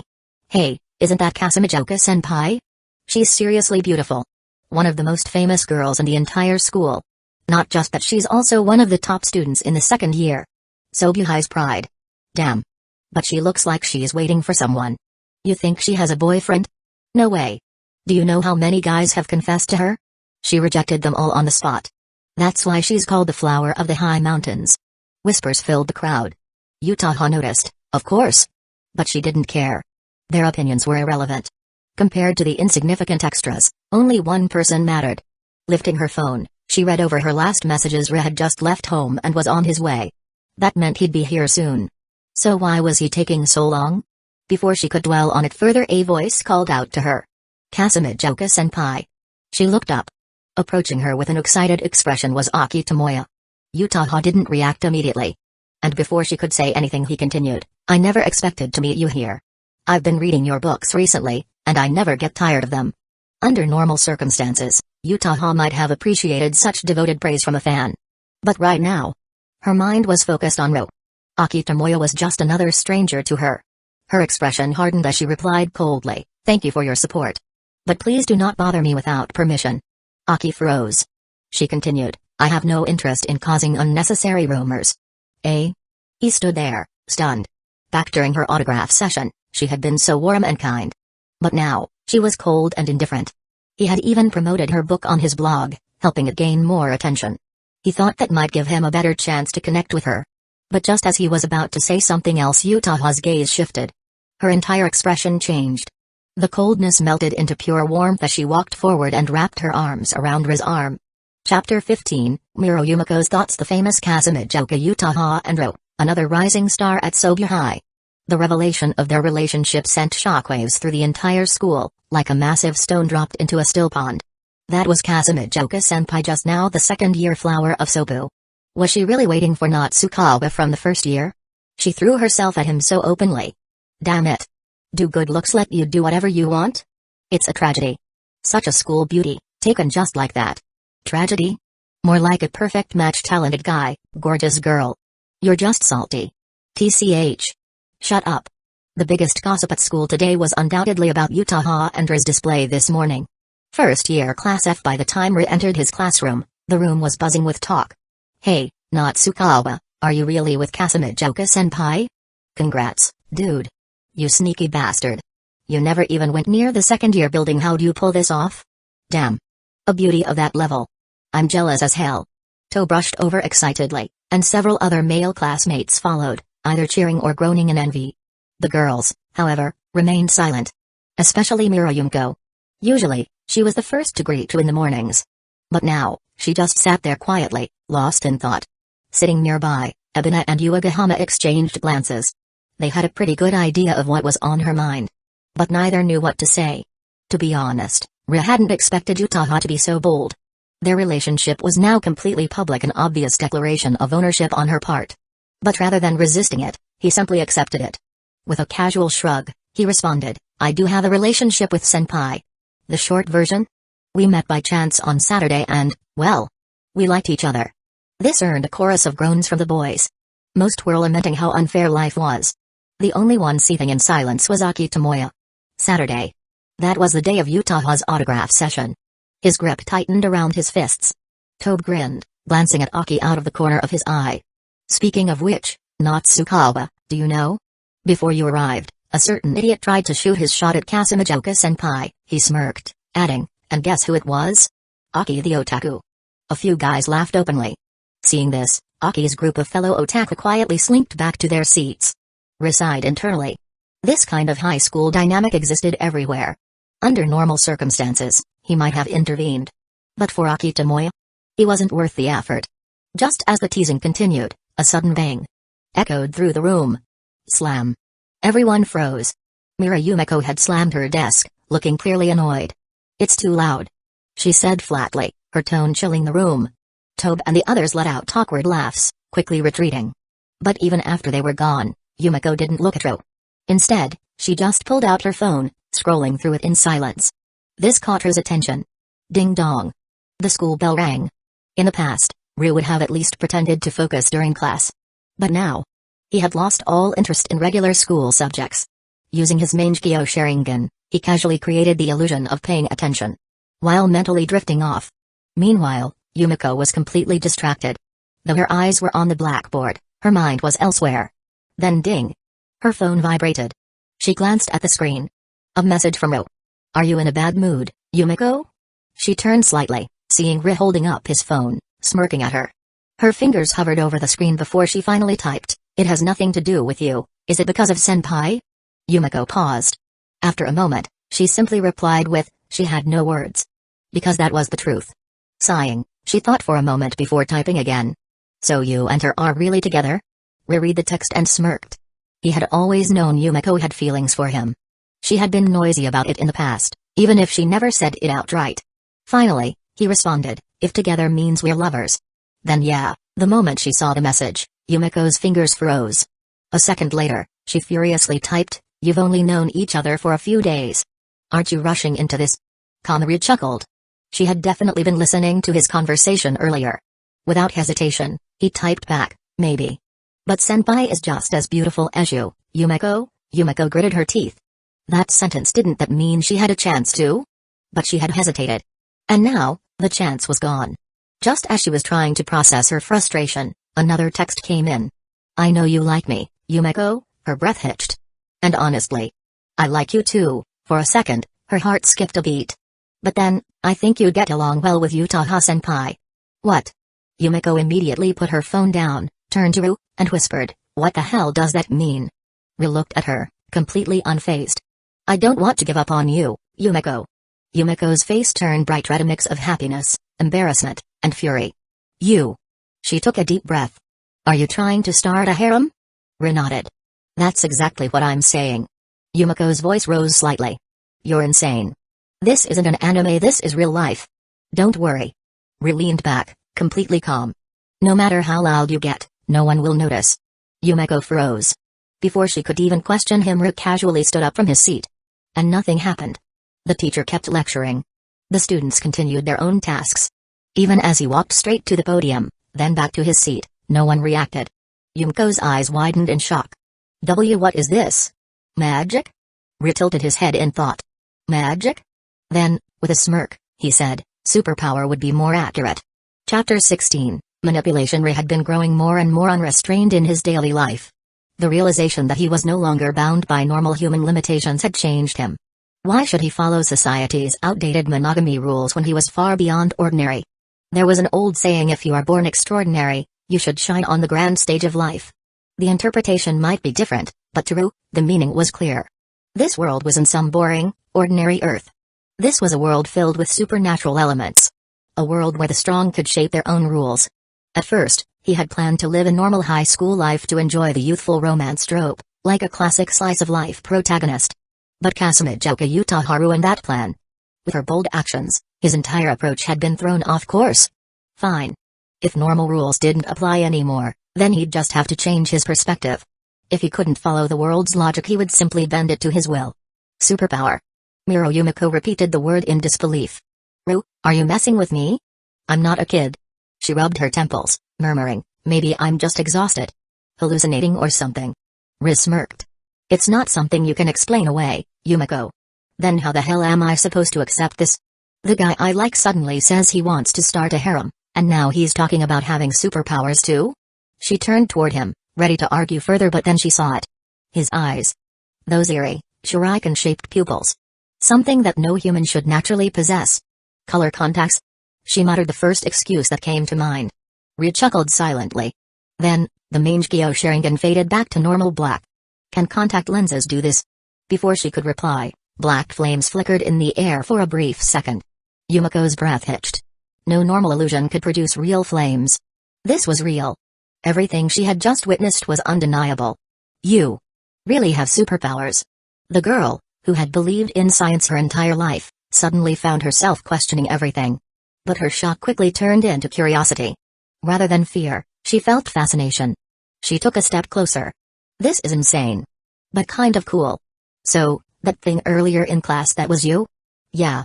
Ru nodded. I put the whole class under an illusion. As far as they're concerned, we're just quietly paying attention to the lecture. This is basically hypnosis. Yumiko's eyes widened slightly, and she instinctively took a step back. Ru immediately raised a hand. Relax. Illusions and hypnosis are completely different. And besides, this is the first time I've ever used it on this scale. If I had mastered this earlier, do you think I would have let Hiratsuka-sensei drag me out of class last week? Yumiko hesitated.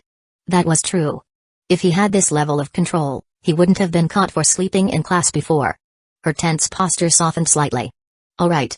That makes sense. She still felt conflicted, but at the same time intrigued. This only made Ru more interesting. But so, what does all of this have to do with your insane harem idea? She crossed her arms, the motion subtly emphasizing her figure. Are you saying people with superpowers get special treatment in real life? As soon as she said it, she immediately felt stupid. I don't know about special treatment.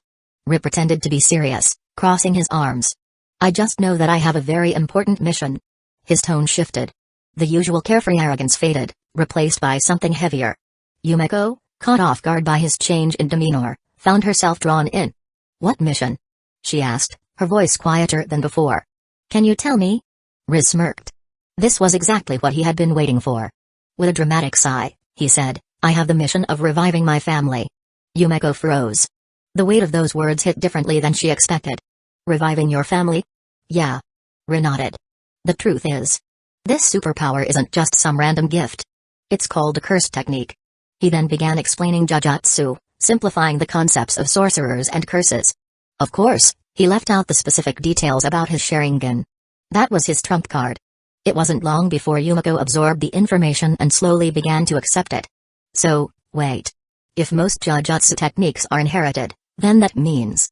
Exactly. Riz sighed, shaking his head. My family was once a strong sorcerer clan, but we've fallen into decline. And now, I'm the last one left. As the only surviving member, it's up to me to rebuild my family. And to ensure my technique is passed on. Yumiko stared at him. She had known Riz for a while now. She had visited his house before. And she remembered thinking he lives alone in a pretty big place. Is he some rich kid? But now, she realized there was no one else in that house. It had always been just him. Yumiko, despite her usual queen-like attitude, had a kind heart. Especially toward the people she cared about. For some reason, knowing this truth about him made her feel sad. But at the same time she was frustrated. Because now, everything made sense. Riz's harem idea wasn't some selfish fantasy. It was practical. It was part of his mission. Does Kasumijoka-senpai know? Yumiko suddenly asked. Riz nodded.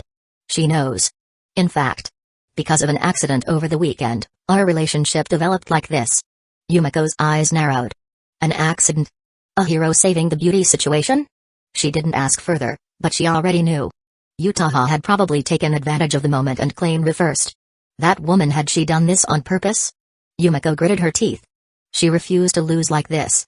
Riz watched as Yumiko fell into deep thought. Good. His goal had been achieved. She wasn't rejecting the idea outright. For the rest of the class, he let her digest the information in silence. Then, when lunch break arrived, Riz stretched and headed for the cafeteria. Yumiko remained seated, still deep in thought. Ebina Himena stepped closer. Yumiko, you okay? I'm fine. I just need time to process some things. Yuagahama Yuma smiled, clenching her fists. Yumiko, I'll support you no matter what. Ebina, ever blunt, grinned. So? Are you giving up? Yumiko snapped her head up. Her expression turned determined. Of course not. She had been crushing on Riz for months. There was no way she'd let Kasumijoka Utaha win that easily. Chapter 17, Public Target Lunch could be a quick affair, just a few minutes and done.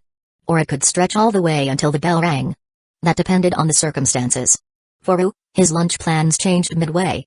Just as he was heading to the cafeteria, a message popped up on his phone. Kasumijoka Utaha, rooftop. Without hesitation, Riz changed course. The moment he pushed open the rooftop door, his gaze landed on Utaha. She was seated on a bench in the corner, a book open in her hands. The rooftop was mostly empty, an ideal place for privacy. It was the classic protagonist's secret spot. A place where important moments always seem to happen in school stories. Almost like some kind of destined event trigger. With that thought, Riz approached. Hey, Utaha. Utaha had already noticed him the moment the door opened.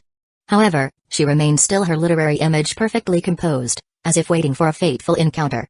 That composure, though, was shattered when Riz sat down right next to her. Well? She asked, finally closing her book. Did that feel like a classic first meeting between a male and female lead? Riz smirked.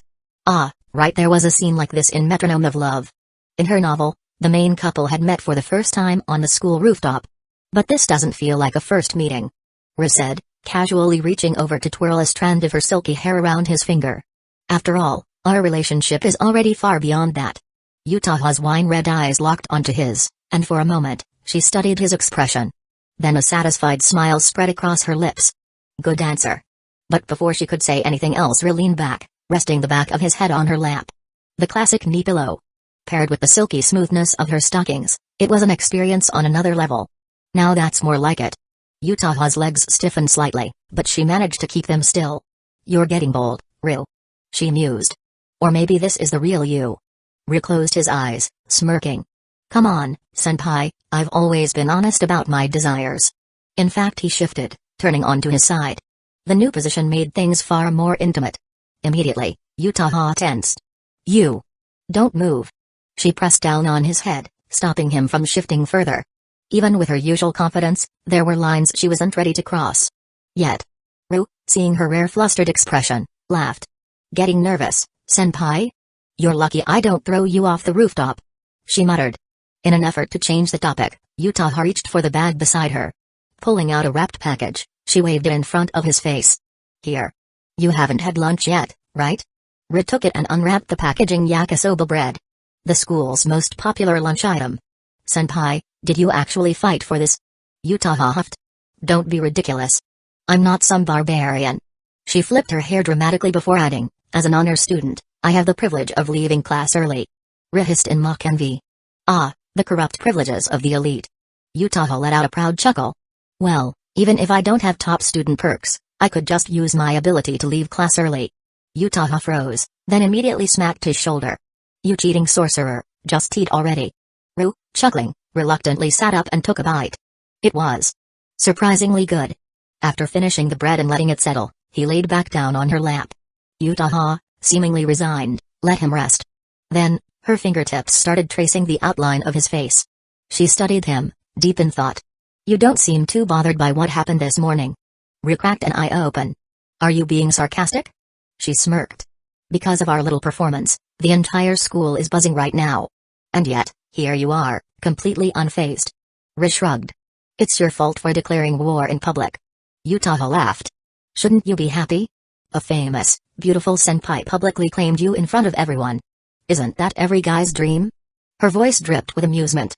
Ru, seeing how pleased she was, simply shrugged. Sure, if you say so. Oh? Utaha's eyes narrowed mischievously. Ru-kun, are you not satisfied? She leaned in slightly. After all, I had to sacrifice my precious reputation for you. Or did I interrupt your plans to pursue other girls? Ru met her gaze calmly. You know, you're bringing this up, but weren't you the one who set the stage for it? Utaha tilted her head, feigning innocence. Oh? You mean those little comments you made about a harem? Her voice suddenly became cooler. You weren't actually serious about that, were you? At that moment Ru felt it. A distinct shift in her energy. Possessiveness. A level of jealousy and control that hadn't been there before. Was Utaha showing signs of yandere tendencies? Unexpected. But useful. Rather than hiding his true intentions, it was better to be upfront. Actually, senpai, I've been keeping something from you. Utaha's smirk faded. Oh?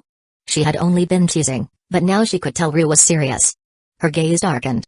Don't tell me you're about to say that I'm not your first. Ru shook his head. I wouldn't lie about that. Immediately, her mood lightened. She leaned closer.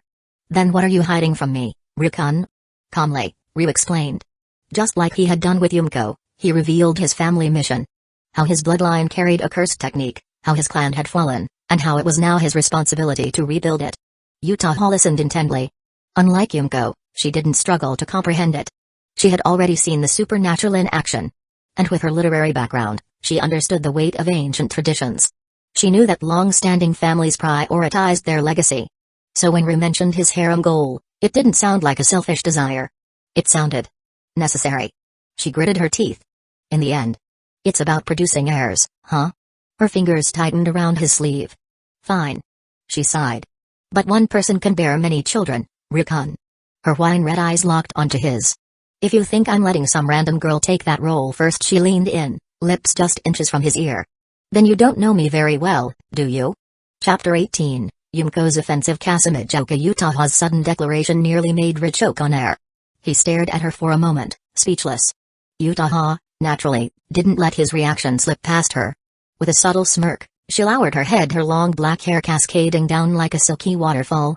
Don't even try to argue, Ru-kun. Her voice was smooth, teasing, and just a bit sharp. It looks like a harem is exactly what you wanted all along. Ru exhaled, finally regaining his composure. Well, I am a perfectly normal guy. He said it bluntly, without an ounce of shame. And besides, reviving a family isn't just about continuing the bloodline, especially in the world of jujutsu. Utaha clicked her tongue. TSK. Sorcerers really do have annoying traditions. She sighed, shaking her legs absent-mindedly. Then, with narrowed eyes, she leaned in slightly. So, Ru-kun, how many girls in this school are you aiming for? Or rather, her fingers traced slow, lazy circles on his arm. How many do you want? Ru, of course, knew the best answer wasn't honesty. If he said as many as possible, Utaha might actually kill him. So, instead, he coughed lightly. I haven't thought that far ahead. Utaha raised a brow. Liar. Still, her expression softened. Especially when she remembered this morning's display. With how publicly she had declared their relationship, surely that would slow down his plans. Not every girl could accept such an arrangement. If anything, she held the advantage. No matter who else came into the picture, she would always be first. That realization made her relax. Her fingers tightened slightly around his wrist, then she bit him. Hard enough to leave a mark. Ryu flinched. Oi, this is your punishment, Ryu-kun. Utaha smirked, licking her lips. But don't worry, she stood up, brushing down her skirt. I'll save the real punishment for the weekend. Make sure you come prepared. With those parting words, she turned and left the rooftop. Ryu watched her disappear down the stairs, then rubbed his arm. Punishment, huh? He smirked. Why does it feel more like a reward? The afternoon passed quickly. As soon as the final bell rang, the teacher left and the classroom erupted into conversation. Ryu stretched lazily, pretending he had been paying attention all along. Then, he took out his phone and shot Utaha a message. Still mad? Her reply was instant. I'm already home, Ryu chuckled. It seemed she was still sulking. At that moment, a familiar voice called out from the front of the classroom. Yo, Natsukawa. Want to hit up karaoke with the Hayama group? Tobe grinned, clearly hoping to drag him along. Ryu waved a hand dismissively. Nah. Proud homecoming club member. Tobe rolled his eyes. Alright. See you tomorrow. As his classmates left, Ryu was about to head out himself until another voice cut in. Hey. The tone was cold. Do you want to stop by and sing karaoke? Ryu turned, meeting Yumko's gaze. Golden curls, piercing eyes, expression unreadable. Oh? He raised a brow. I thought you weren't talking to me, Yumko. Yumko knew exactly what he meant. Since lunch, she had barely spoken to him. She crossed her arms. You dumped a lot of information on me today. Her fingers tightened around her phone. I needed time to process it. Truthfully, she hadn't been ignoring him on purpose. She had just been overthinking. Every time she glanced at him, she saw him messaging someone. There was no need to ask who. Of course, it was Kazumijouka Utaha. The realization irked her. Her pride as the queen was already wounded. She had liked him first. She had noticed him first. And yet somehow she was now a step behind. And Yumko Mira hated losing. She exhaled sharply. So? Her tone dared him to refuse. Are you coming or not? Ryu's smirk returned. Of course. I wouldn't turn down an invitation from you, Yumko. Yumko huffed, then turned away. Good. Let's go. As they left the classroom, Yumko casually waved at her two friends. Hina, I'm heading home early today. Yuagahama blinked. Huh? You're not going out? Usually, their group went out together after school. Yumko shrugged. Not today. Ebina Himina and Yuagahama exchanged knowing glances. Alright, Himina grinned. We'll leave you to it. Yumko ignored the implication and kept walking. Ryu followed after her. Once they were outside, he tilted his head. So? Which karaoke place are we going to? Yumko glanced at him. We're not. Ryu blinked. Then where my house? Huh? Yumko's expression didn't change. You're a jujutsu sorcerer, right? She tossed her hair back, speaking casually. I just want you to check something for me. Ryu studied her for a moment. Then, he smiled. Alright. I haven't been to your house before. Yumko scoffed. It's not that easy for a guy to just walk into a girl's house. She paused, then added, you're the first one, actually. The second she said it, her face flushed slightly. Before Ryu could react, she quickly walked ahead. Let's go. Ryu simply chuckled, following her lead. But then wait. Natsukawa-san. An anxious voice called out from behind. Ryu turned and was genuinely surprised by who he saw. Standing a few feet away was Yotsuya Maiko. A girl from Class 1E. A girl who rarely spoke, a girl who had always avoided him until now. Ryu's eyes narrowed slightly. What had changed? Why was she suddenly calling out to him now? Something about this felt different. Chapter 19, I will do anything. Yotsuya Maiko was out of breath by the time she caught up to Ryu. She had been waiting all day for an opportunity to speak with him ever since she made up her mind last week. But with how popular Ryu was, and after the chaos of this morning, she didn't want to attract too much attention. So she waited. And waited. Until now. Seeing him about to disappear into the crowd, she rushed forward.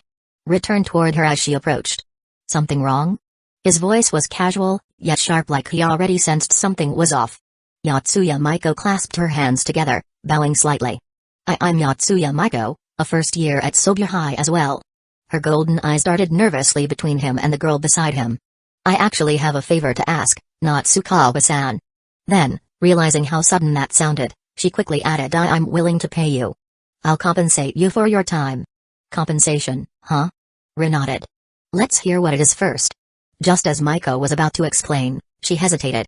Her gaze flickered toward Mira Yumiko. It wasn't something she wanted others involved in. It was too dangerous.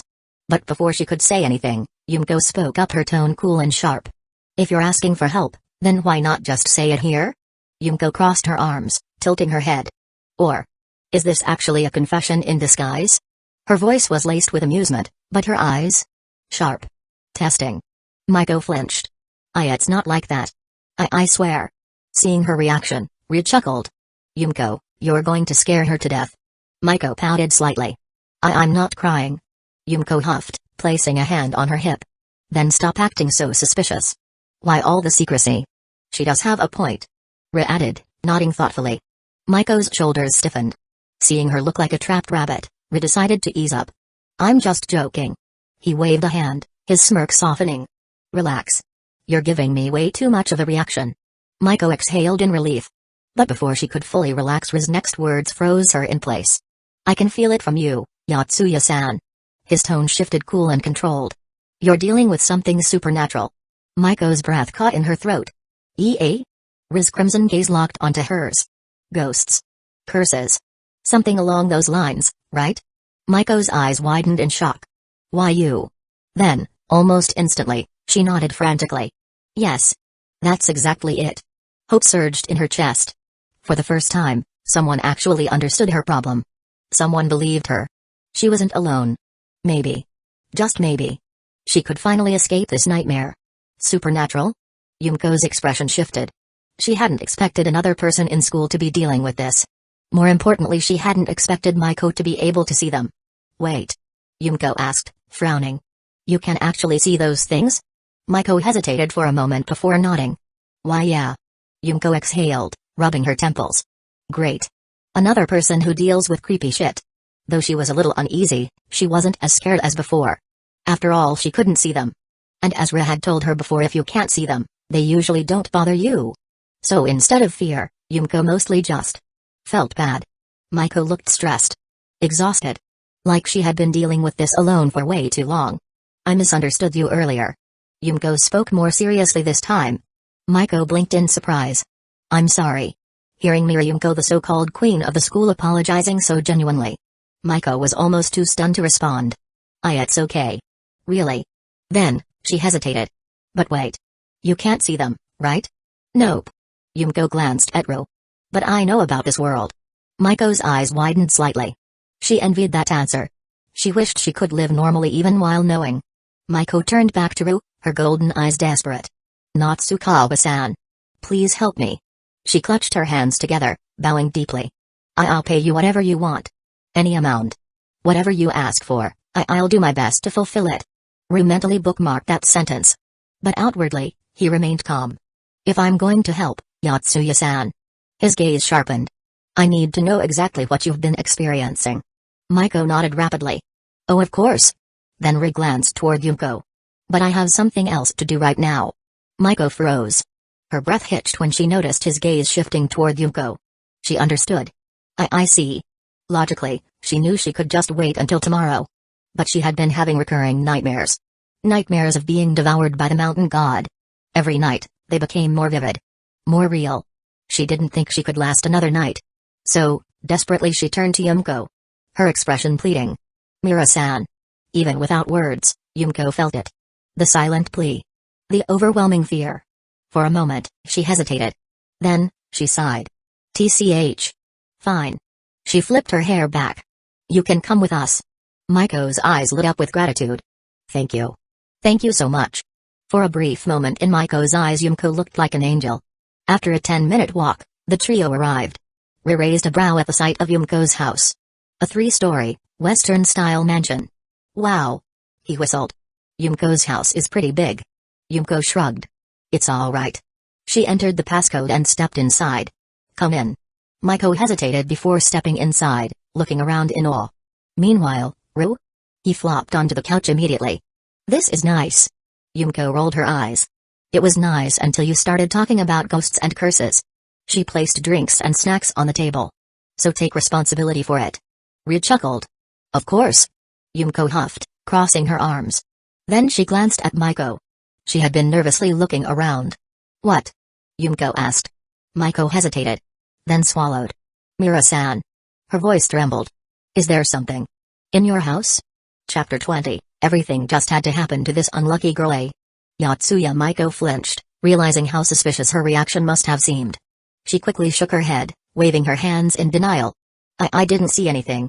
Your house is completely fine, Mira-san. Yumiko exhaled in relief. Good. Don't scare me like that.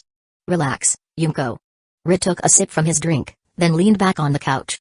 The most basic cursed spirits are born from negative emotions. His voice was calm, analytical.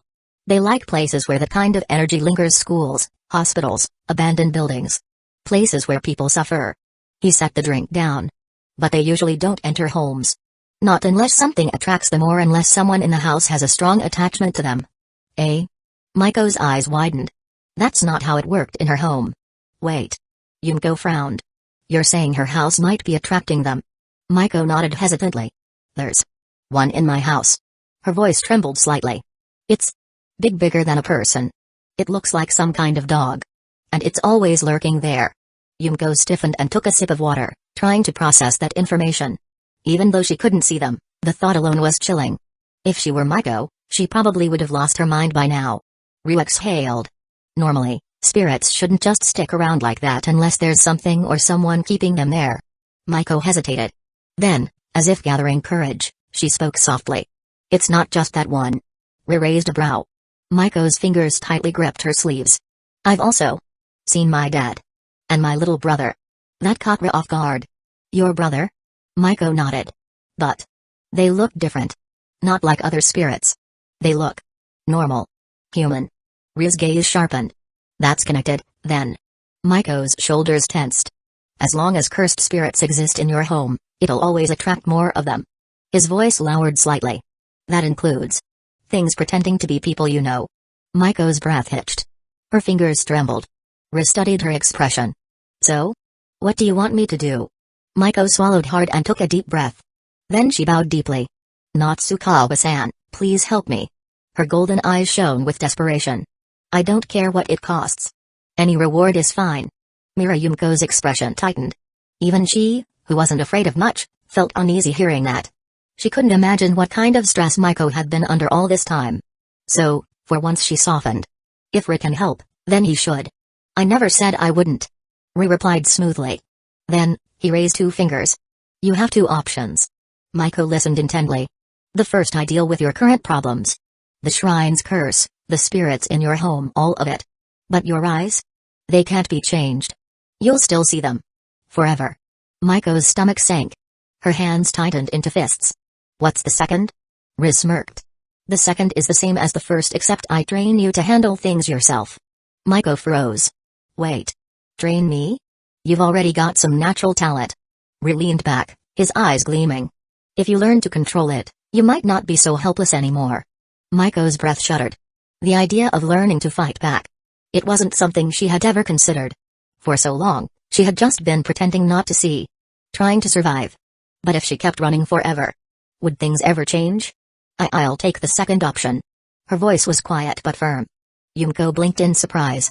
Wait, does this mean she'll become a Jujutsu sorcerer? Maiko hesitated. What? A sorcerer is someone who can see cursed spirits and fight them. Yumiko turned toward Ryu. That's what this is, right? Ryu studied Maiko for a moment. Then, he sighed and shook his head. She has some innate energy, but her technique is different. He glanced back at Maiko. If anything, you're more of a support type. But you'll at least be able to defend yourself. Maiko shifted awkwardly. One more thing. Ryu raised a brow. Maiko bit her lip, then looked up. Why does the mountain god want me dead? The mountain god? Ryu snorted. You mean that cursed spirit disguised as one? Maiko's eyes widened. But they saved me. They gave me 3 protections. Yeah. In exchange for your life. Maiko's stomach twisted. What do you mean? Ryu leaned forward. Some spirits need rituals to strengthen themselves. He tapped a finger against his temple. They granted you 3 protections. That was the contract. Help you 3 times, then claim you as their own. Maiko's hands trembled. Your dreams? They aren't warnings. Ryu's voice lowered. They're previews of what'll happen when it comes to collect. Maiko felt sick. So that's why the fox gods turned into monsters in her dreams. It wasn't just a nightmare. It was real. She was going to die. That thing's nothing more than a glorified cursed spirit. Riz smirked. And now that I know it's after you. His crimson eyes flashed. I'll make sure it regrets it. Maiko stared at him in shock. Yumiko, on the other hand, simply crossed her arms. Yeah. I'm never going to a shrine again. She shook her head. Seriously, though. Why does everything happen to this unlucky girl? Chapter 21, Confession. After listening to Riz's explanation, Yotsuya Maiko felt like ice water had been poured over her. Her whole body trembled not just from fear, but from the sheer weight of the truth. She had worked so hard to ignore the spirits, pretending they weren't there, only to find out that, in the end, she would have been devoured anyway. If she hadn't approached Ro. Maiko's golden eyes shimmered with unshed tears as she stared up at him. Natsukawa-san. Ri reached out and patted her head gently. Don't worry. I'll handle it. His voice was steady, a promise, absolute. But we can't drag this out. Take a day off tomorrow. We'll go and deal with that fox spirit. Maiko nodded furiously. There was no hesitation. She had no other choice. After exchanging contact information, Ri noticed she still looked uneasy. He smirked. You're safe for now. Maiko blinked in confusion. The contract you made protects you for now. Until you actually return to the shrine, the fox won't act. And because of that contract, it won't let other spirits harm you before then. Maiko froze. Then, she exhaled deeply. The tension in her shoulders eased slightly. Thank you so much, Natsukawa-san. I won't bother you anymore tonight. It's no trouble. Just send me your address when you get home. Ri raised his phone. Before we deal with the fox, we should handle the spirits in your house. Maiko bowed deeply. Then, with one last grateful look, she turned and left Yumiko's house. Yumiko watched Maiko's figure disappear down the street. Are you sure it's okay to let her leave alone? She asked. Ri stretched lazily. Relax. Reality isn't an anime. He leaned against the couch. Besides, Maiko may look fragile, but her mental endurance is ridiculous. Most people would have broken long ago. Yumiko nodded slowly. Yeah. She's tougher than she looks. If she had been the one seeing those things every day, she wouldn't have lasted a week. She let out a deep sigh, then muttered, this world used to be normal, but now everything feels different. Scarier. Riz smirked. You don't need to worry about that. He stepped forward and patted her head. As long as I'm here, nothing's getting to you. His touch was light, teasing, but the weight of his words was real. Yumiko froze for a moment. Then, her usual pride melted into something softer. She turned to him, her gaze gentler than usual. Ri noticed her expression and chuckled. You've got something to say, don't you, Yumiko? Immediately, she stiffened. No. It's nothing. Her voice was sharper than intended. She quickly turned away. I just asked you here to check for spirits. That's all. Ri raised an eyebrow. Got it. No other reason? None. Okay. Then I guess I'll be heading home. Wait. She grabbed his wrist. Ri smirked knowingly. You're terrible at hiding things, Yumiko. Yumiko bit her lip. For someone who prided herself on confidence, why did she feel so nervous now? But she couldn't back down. Not anymore. Actually, I do have something to say. She clenched her fists, forcing herself to look him in the eye. That is. Her usual boldness wavered. But she inhaled deeply and pushed forward. Natsukawa, I like you. The words rushed out, raw and unfiltered. Her cheeks burned, but her voice didn't falter. I've liked you since we became classmates. I don't want to stand back and just watch you with Kasumijo Kashiwa. She took a small step closer. So, will you go out with me? Silence stretched between them. Ri could see the resolve in her eyes. He had always known about her feelings. But knowing and hearing it out loud were two different things. He took a step forward. Yumiko's breath hitched. Then, he pulled her into his arms. Yumiko froze. Her golden curls brushed against his chest. She barely had time to react before he leaned down and kissed her. Soft. Warm. A lingering taste of the cake and drinks from earlier. She forgot how to breathe. Her mind went blank. Her hands, which had been trembling moments ago, instinctively clutched his shirt. The moment felt both endless and fleeting. By the time Ri pulled away, Yumiko was dazed. That's my answer. He murmured against her ear. Yumiko's eyes were glossy. That's unfair. What kind of answer is that? She wasn't complaining, but her voice sounded more like a flustered whisper. Inside, she was screaming. Did she just win? Did she really just win? Her heart raced wildly. Ri grinned. Well, you did close your eyes. That's usually an invitation. Yumiko's blush deepened. She immediately turned away, trying to regain her dignity. I don't know what you're talking about. Sure. Ryu chuckled. After a few moments, Yumiko glanced back at him. So, does this mean we're officially dating now? Of course. Ryu smirked. Unless you want to go even further. The way he said it made Yumiko's heart jump. She quickly turned away. You're such a perv. Am I? Yes.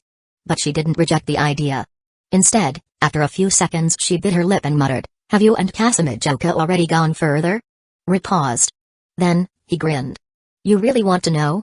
Chapter 22, Compensation in Overnight Stay. Yumiko's question hung in the air, heavy with unspoken implications.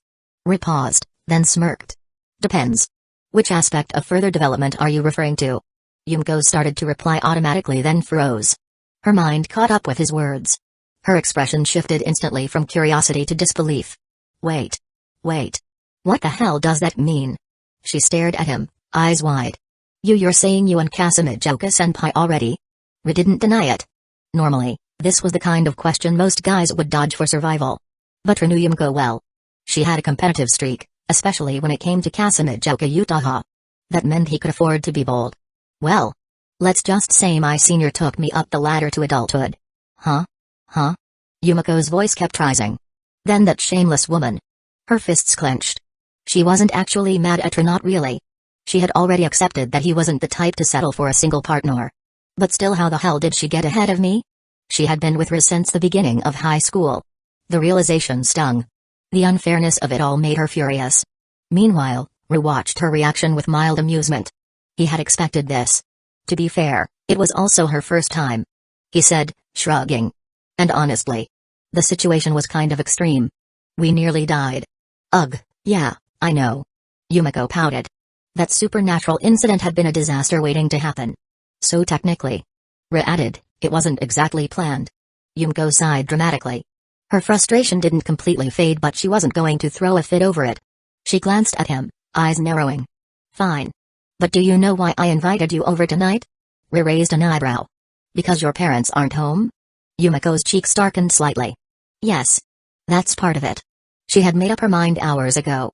Since she was already accepting Ryu's revive the family plan, she should have an advantage. But Kasamijoka had gotten ahead of her. Yumiko hated losing. So she had adjusted her strategy. She crossed her arms, inhaling deeply. Stay with me tonight. Ryu's eyes flickered with amusement. Oh? But. Yumiko quickly added, you're not allowed to touch me. She folded her arms tighter, as if reinforcing her point. Ryu tilted his head. That so? Yumiko nodded firmly. She wasn't about to lose completely. Her mother had once taught her, anticipation makes things more satisfying. She would let Ryu wait. Until the right moment. All right. Ryu finally said, smirking. But, Yumiko, he leaned in slightly. You never said anything about me talking. Yumiko's face flushed. Her competitive spirit had created a loophole. And she knew it. TCH. She turned away, muttering. Just.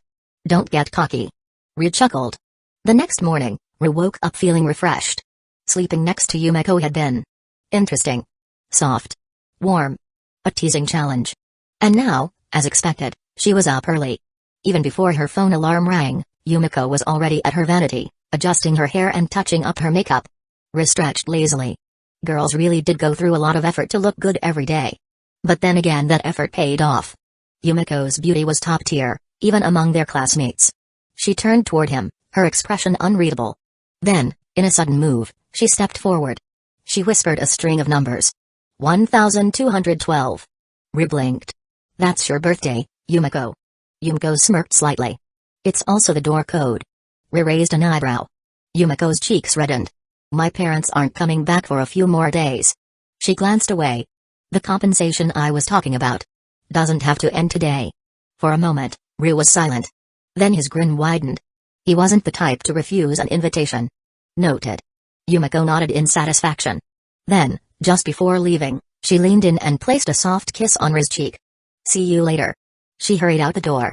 Ryu watched her go, chuckling. After last night, Yumiko had definitely become bolder. With Yumiko gone, Ryu finally checked his phone. A message from Yatsuya Maiko. Another from his homeroom teacher, Hiratsuka Shizuka. Ryu stretched again and sighed. All right. He grabbed his coat and headed out.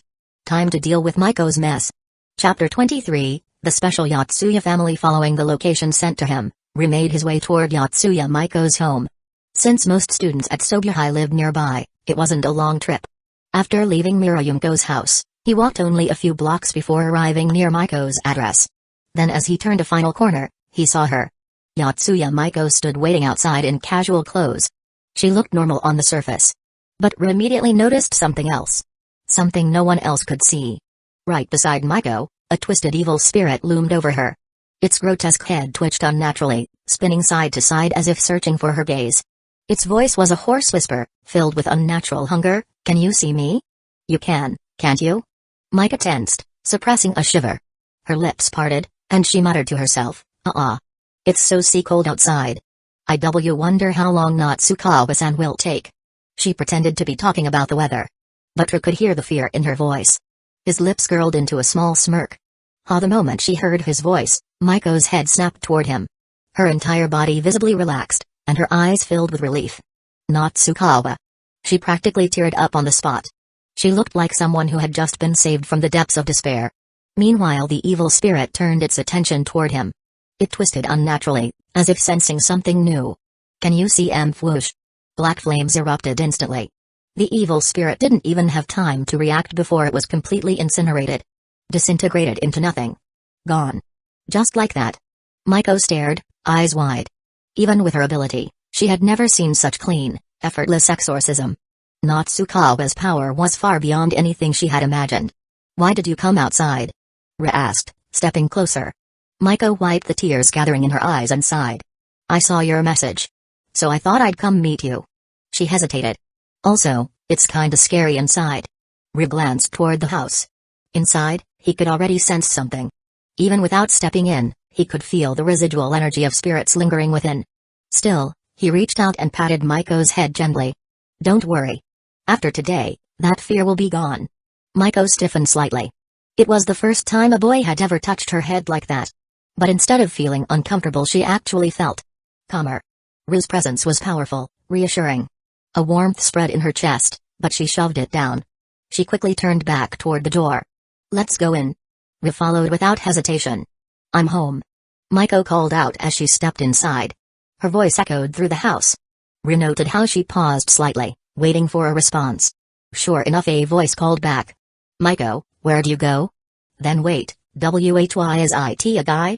WHO is this? The second voice sounded dramatically panicked. Maiko ignored both of them completely. Ru chuckled. Her household was already interesting. Just then, another voice entered the conversation. A woman's voice, gentle but slightly teasing. "Oh my, Maiko brought home a boy." A moment later, Mrs. Yotsuya appeared. She was a mature, beautiful woman with a striking resemblance to Maiko, just more refined. When she saw Ru, her eyes sparkled with curiosity. "Oh? Such a handsome young man." Her smile widened slightly. Come in, come in." Ru stepped inside the living room. And immediately he felt something unnatural. A monstrous presence. Across the room, sitting near Maiko's father and younger brother, was a giant, dog-like evil spirit. It was massive. Its dark, matted fur bristled as it turned toward him. The moment its red, eerie eyes locked onto Ru. Grrrr. A deep, guttural growl filled the air. Maiko stopped mid-step. She didn't dare move closer. The dog spirit's aura was suffocating enough to paralyze an ordinary person with fear. But Ru's aura exploded outward. The entire room shifted. The air grew heavy. A wave of pure, crushing pressure crashed down on the evil spirit.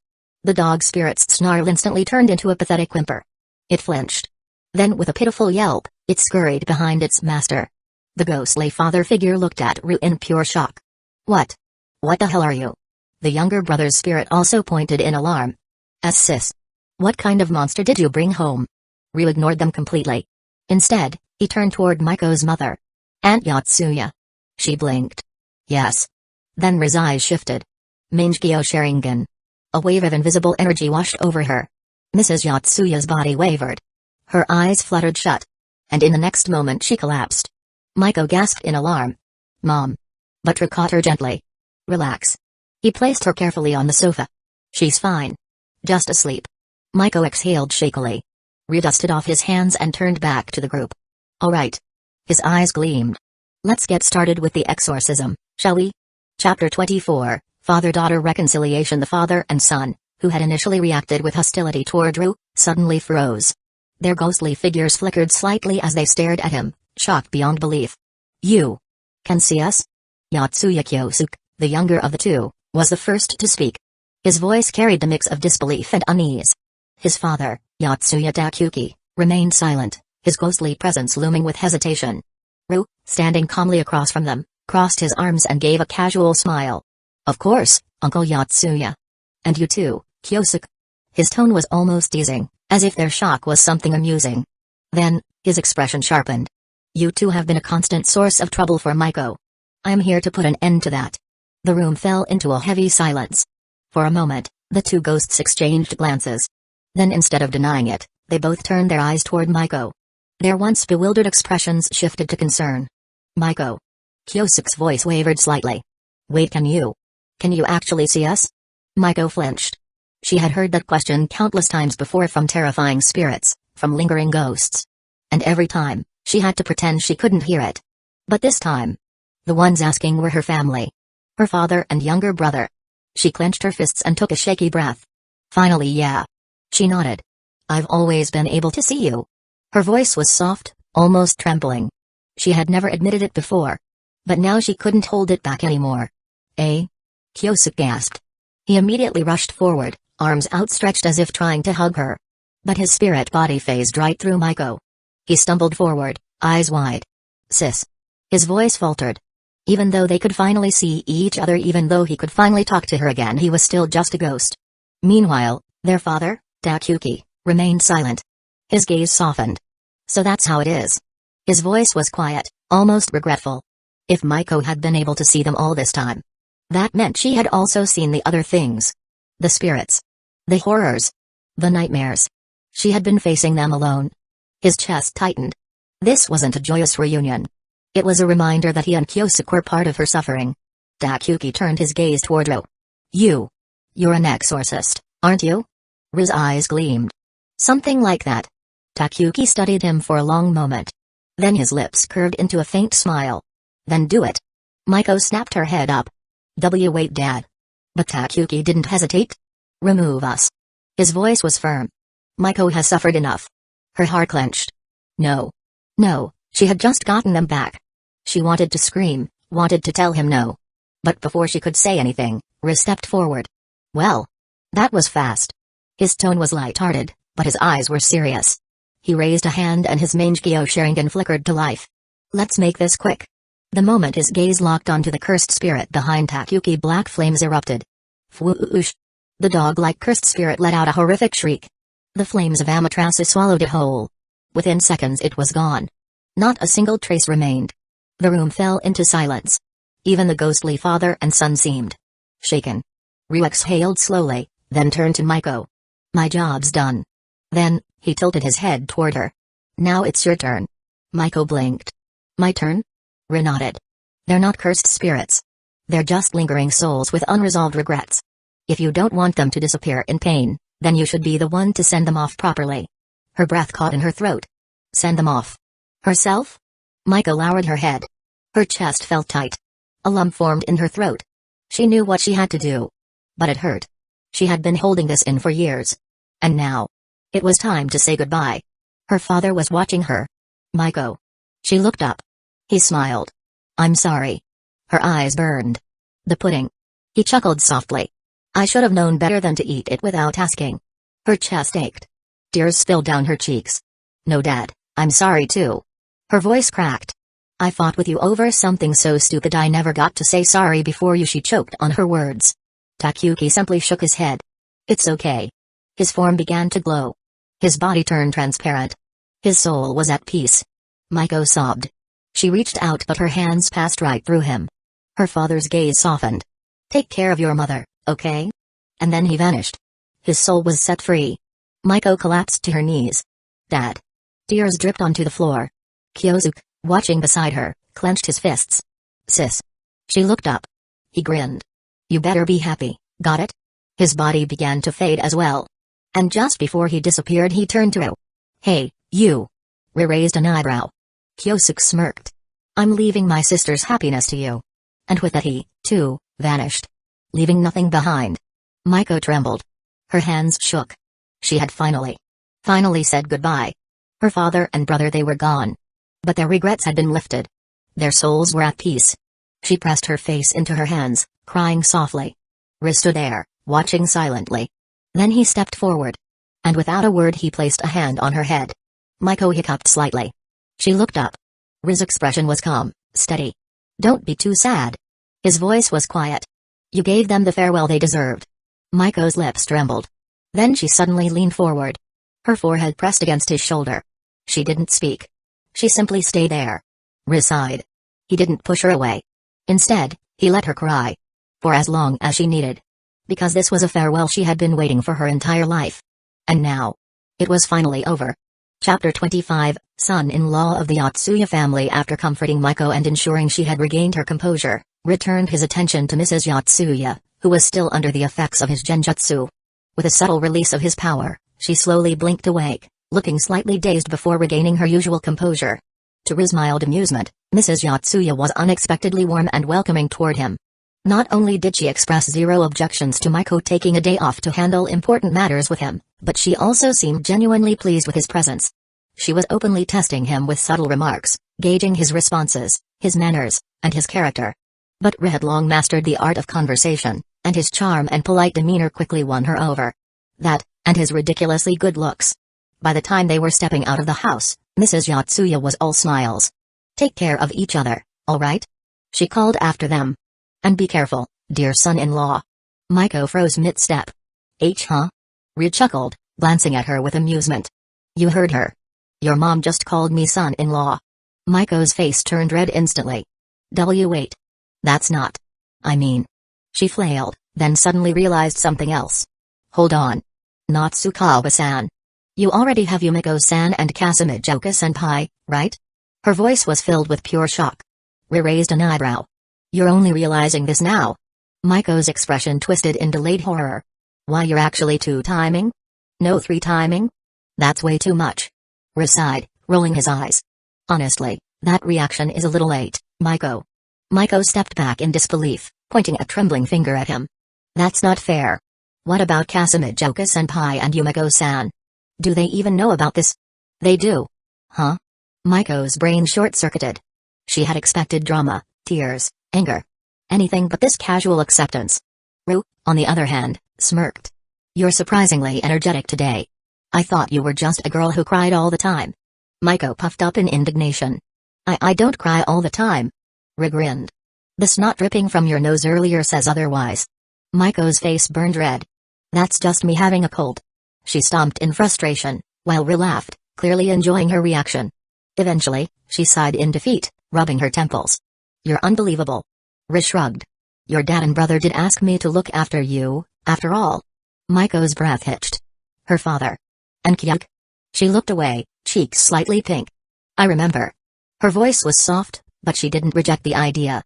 Riz caught the subtle shift in her mood and smirked. You're getting used to this faster than I thought. Maiko flinched. It's not like that. She was definitely getting used to it. And the worst part? It wasn't as bad as she expected. As they made their way toward the shrine deep in the forest, Riz explained everything: the sorcerer world, the cursed spirits, the power of jujutsu techniques, and his own heritage. Maiko listened carefully, her mind struggling to process the absurdity of it all. So. That's why Kasumijoka-senpai and Yumiko-san agreed to this?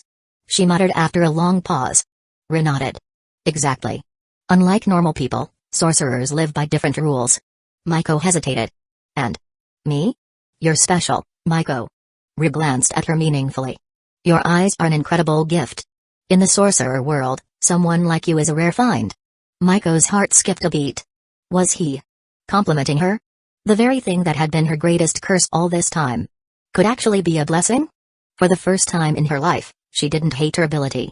Realizing where her thoughts were going, she quickly shook her head. What am I thinking?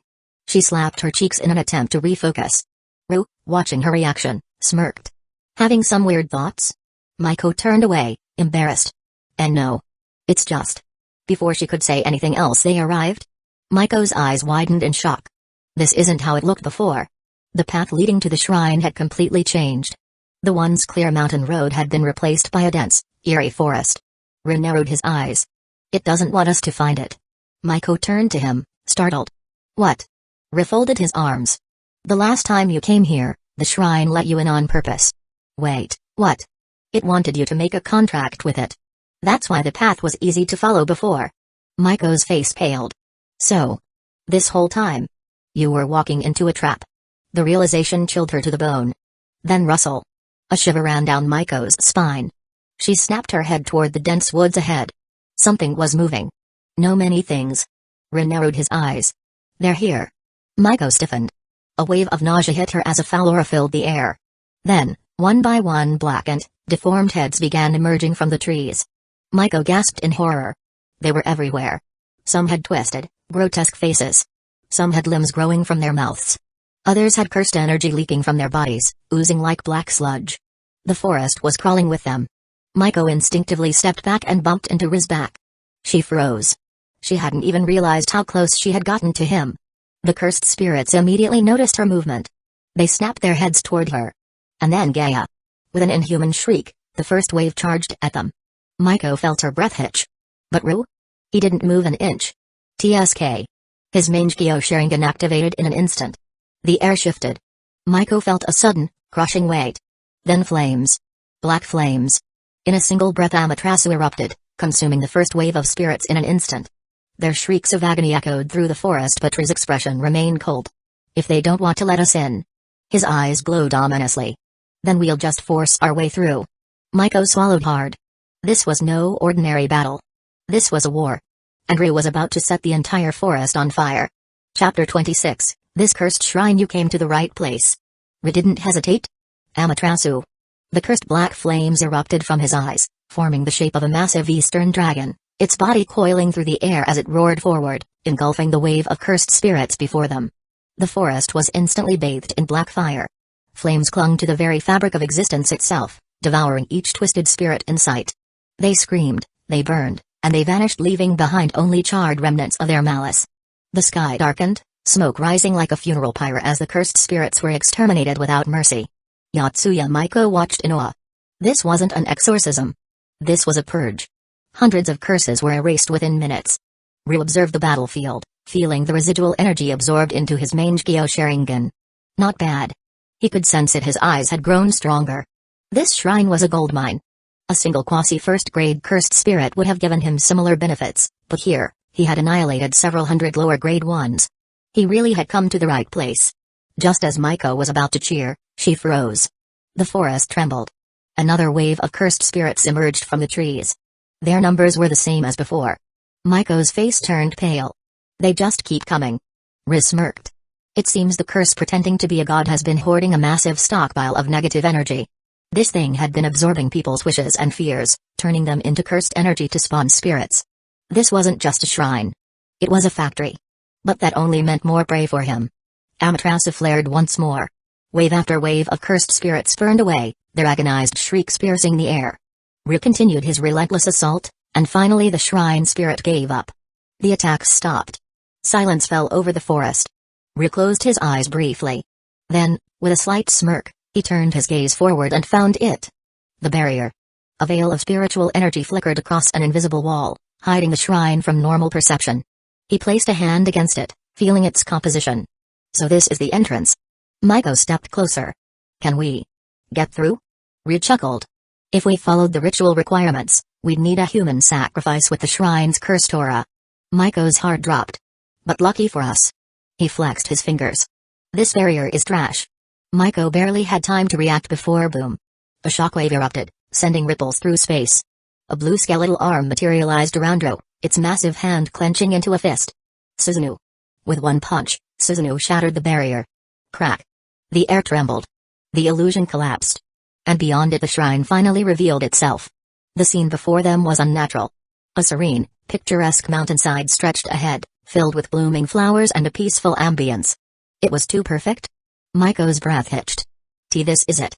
The shrine. Ri grinned. Then let's settle this. He extended a hand toward her. Maiko hesitated, then took it. Her fingers trembled slightly, but his grip was steady and warm. Together, they ascended the steps. There were no more illusions, no tricks, just silence. The shrine stood at the top, just as Maiko remembered. A small, worn-down wooden structure. A donation box. A rusted bell. A shrine that was abandoned by time. But despite its shabby appearance, Maiko felt it. The malice. It was still here.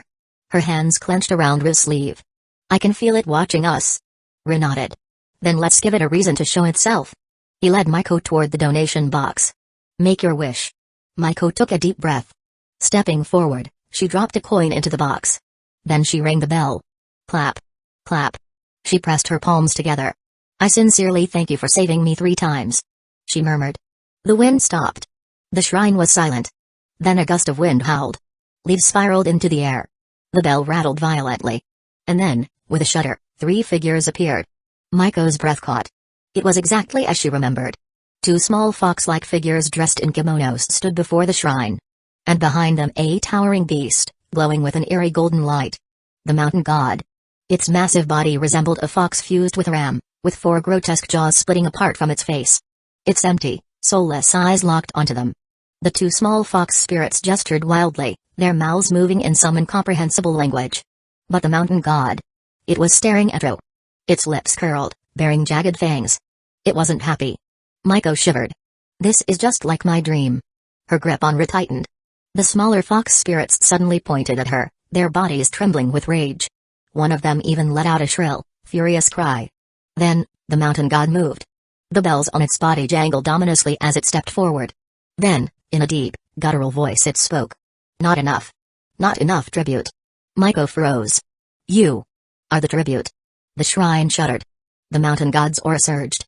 Its jaws split wider. A hand thin, pale, unnatural extended from its mouth. Something dangled from its skeletal fingers. A belt tied with red thread. It offered it to them. Riz's expression darkened. "TCH." The mountain god wasn't asking. It was demanding. And Riz had no intention of giving it what it wanted. His Mangekyo Sharingan gleamed. "This shrine really is broken beyond repair," he muttered. "Good thing I'm here to burn it down." Chapter 27, Exorcising the Mountain God. Riz's eyes narrowed as he studied the small, bloodless hand extended toward him. The belt tied with red thread dangled from its skeletal fingers, swaying ominously in the wind. He could feel it. This was the core of the curse. The source of the so-called mountain god's power. A contract, forged through centuries of deception, absorbing human wishes, twisting them, and transmuting them into pure negative energy. Maiko stood frozen, her breath caught in her throat. Even after realizing the truth that this thing was no god but a monstrous curse spirit, her body refused to move. The hand stretched out further, insisting she take the bell. Riz snorted. Still keeping up the act? His aura exploded. Boom. A colossal, skeletal arm materialized, wreathed in crackling blue energy. Susanoo. With a single, earth-shattering punch bang, the mountain god was sent flying, its massive body crashing dozens of meters down the mountainside, kicking up a storm of dust and debris. For a moment, all was silent. Then a sharp cry. The 2 fox-like children, who had been standing quietly, snapped. Their once gentle expressions twisted into rage, and they shrieked as they unleashed torrents of cursed energy, their small hands hurling compressed blasts of air toward Ro. Boom. Boom. Boom. Each strike sent shockwaves through the air, but they did nothing. The attacks crashed against Susanoo's armor, barely leaving a scratch. Maiko barely had time to react before she found herself suddenly pulled into Riz's arms. "Ru?" She blushed furiously, but her embarrassment was quickly overtaken by sheer shock. Because Susanoo was changing. The skeletal frame surrounding them shifted. Muscles and armor formed, solidifying into a colossal warrior wielding a massive energy-forged ki. Maiko gasped. This is... She had spent so long fearing spirits, ghosts, and curses, but now, she was witnessing the power of a god. Riz didn't hesitate. His Mangekyo Sharingan spun. At the bottom of the shrine steps the mountain god emerged from the rubble. Its body had changed. No longer humanoid, it had fully mutated, its grotesque form now resembling something far worse. Its skull-like face had bells embedded in its hollow eye sockets. But its abdomen was the most horrifying part. A mass of writhing, interlocked arms, each one clutching a bell. There were hundreds of them. Maybe thousands. Riz's gaze darkened. Each bell represented a life it had taken. TCH. This thing has been feeding for centuries. A curse of this scale, and the Jujutsu Society never dealt with it. Either they never found it, or someone let it be. But that didn't matter. Because now it was his prey. Removed first. Susanoo swung its ki. A single slash. A storm of air erupted as the blade tore through the sky. Boom. The mountain god was slammed into the earth, its massive body crashing into the shrine steps, shaking the entire mountain. For a moment, silence. Then, it twitched. Maiko watched in horror as the mountain god slowly pulled itself back up. Its many arms began to detach, each one dropping away with its spell. Jingle. Jingle. Jingle. The sound of hundreds of bells ringing at once sent chills down her spine.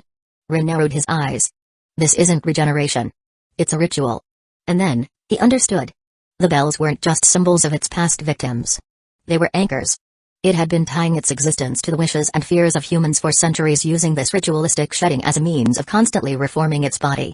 Rick clicked his tongue. Annoying. He raised Suzunu's blade again, but this time he didn't aim for the curse. Instead he swung directly at the shrine. Boom. The wooden structure exploded. Splinters, charms, and more bells scattered into the air. And at the center of the ruins a single human skull. Gotcha. Rig grinned. The mountain god's true form. The massive beast froze. Its grotesque features twisted in horror as it realized it had been exposed. It wasn't just a cursed spirit. It was a fragmented soul, bound to this shrine for centuries, protected by layers of deception and rituals. The fox children's spirits went deathly still. They knew. They had lost. The mountain god raised its arms, its voice warping into something almost human weight. Rizmangekyo gleamed. His Suzunu's blade ignited. Black flames coiled around it, twisting and writhing like hungry serpents. Amaterasu. The shrine crackled under the cursed heat, the very air around it warping from the intensity. The mountain god screamed. I surrender. I saved her. That girl. I protected her 3 times. A desperate plea. Riz scoffed. You saved her?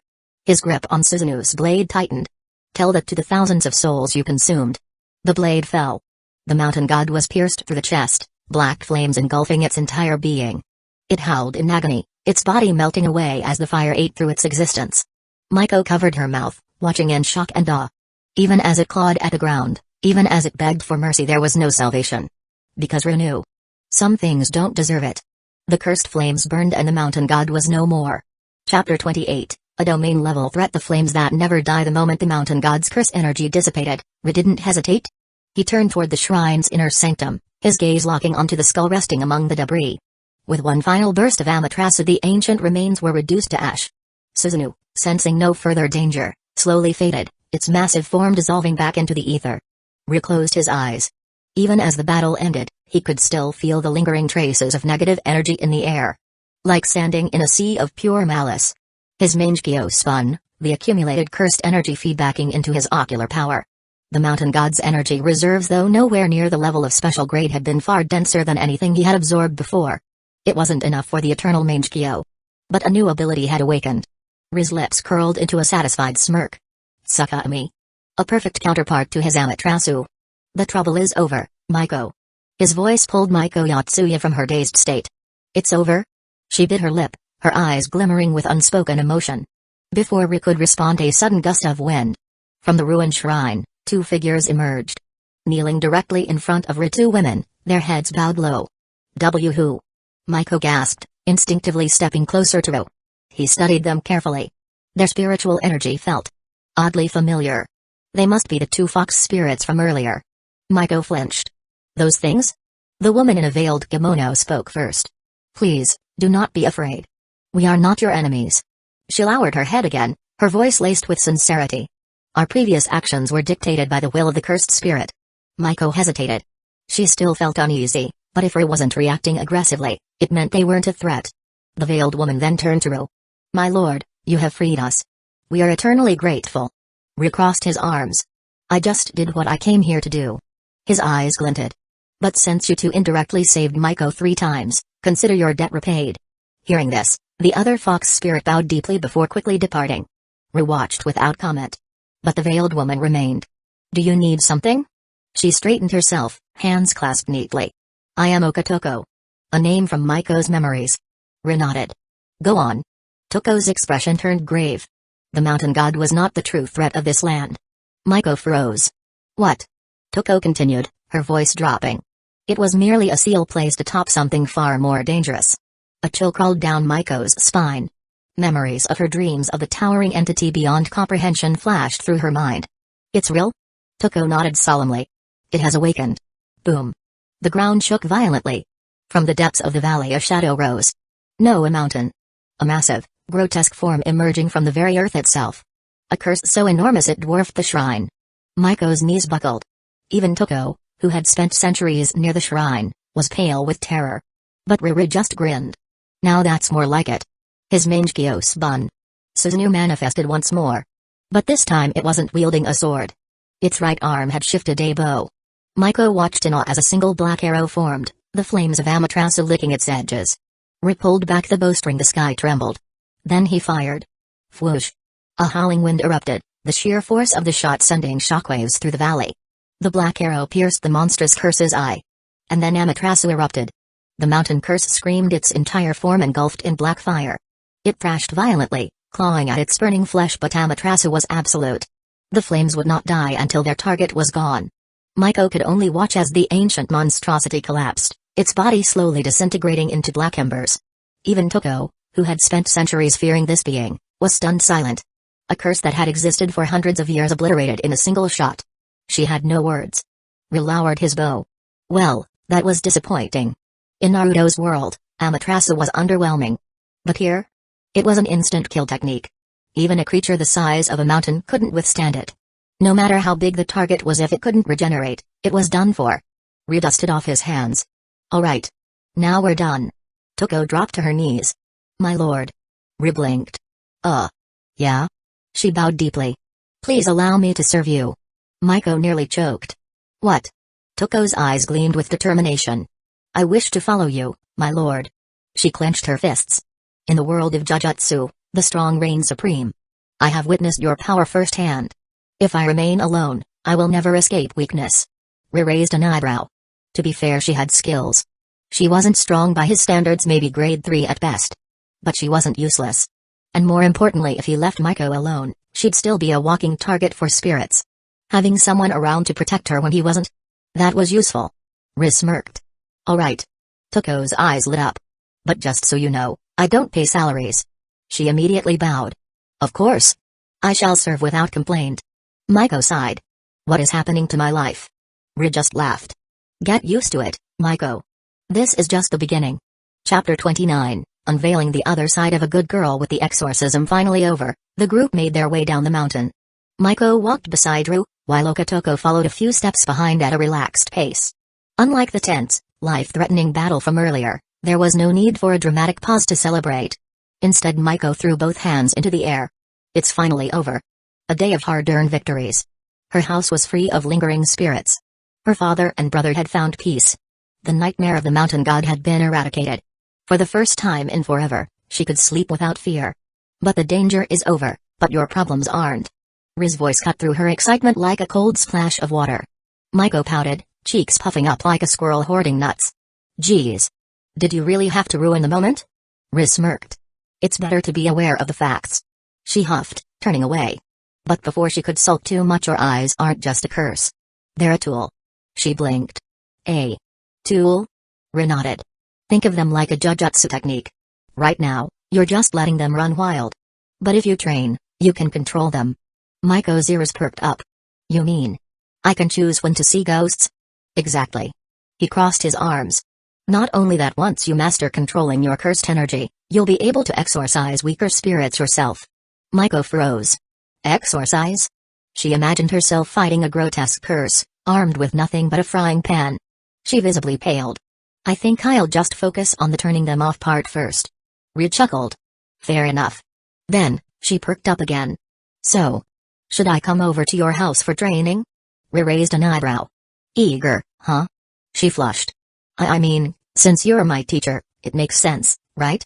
Not quite. Ril jerked his thumb toward Toko. She'll be teaching you the basics first. Maiko blinked in surprise. Eh? Not you? Ril grinned. Oh? So you wanted me to teach you personally? Her face turned crimson. That's not what I meant. She flailed, trying to explain.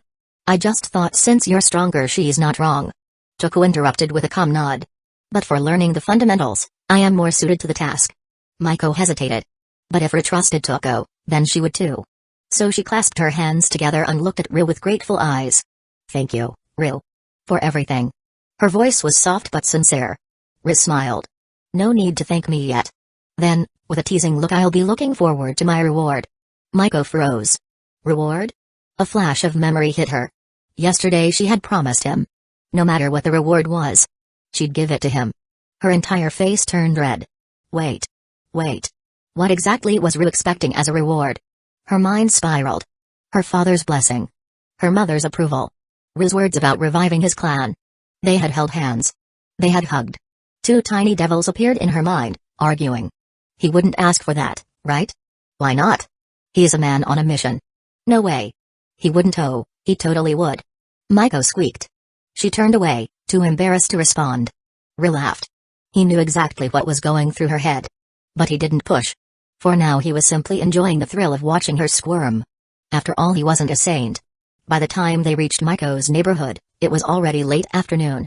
As they stopped in front of her house, she suddenly turned to him. Would you like to come in? Her fingers twisted together.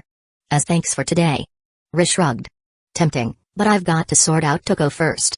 He nodded toward the foxed spirit. Maiko pouted slightly but nodded in understanding. Still, she hesitated. Then I have something to say. She glanced up at him. Can you lean down? Rue obliged. Maiko took a deep breath then leaned in.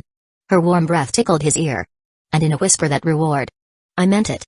Whatever you ask for, I'll give it. Before he could react, she spun around and bolted into her house.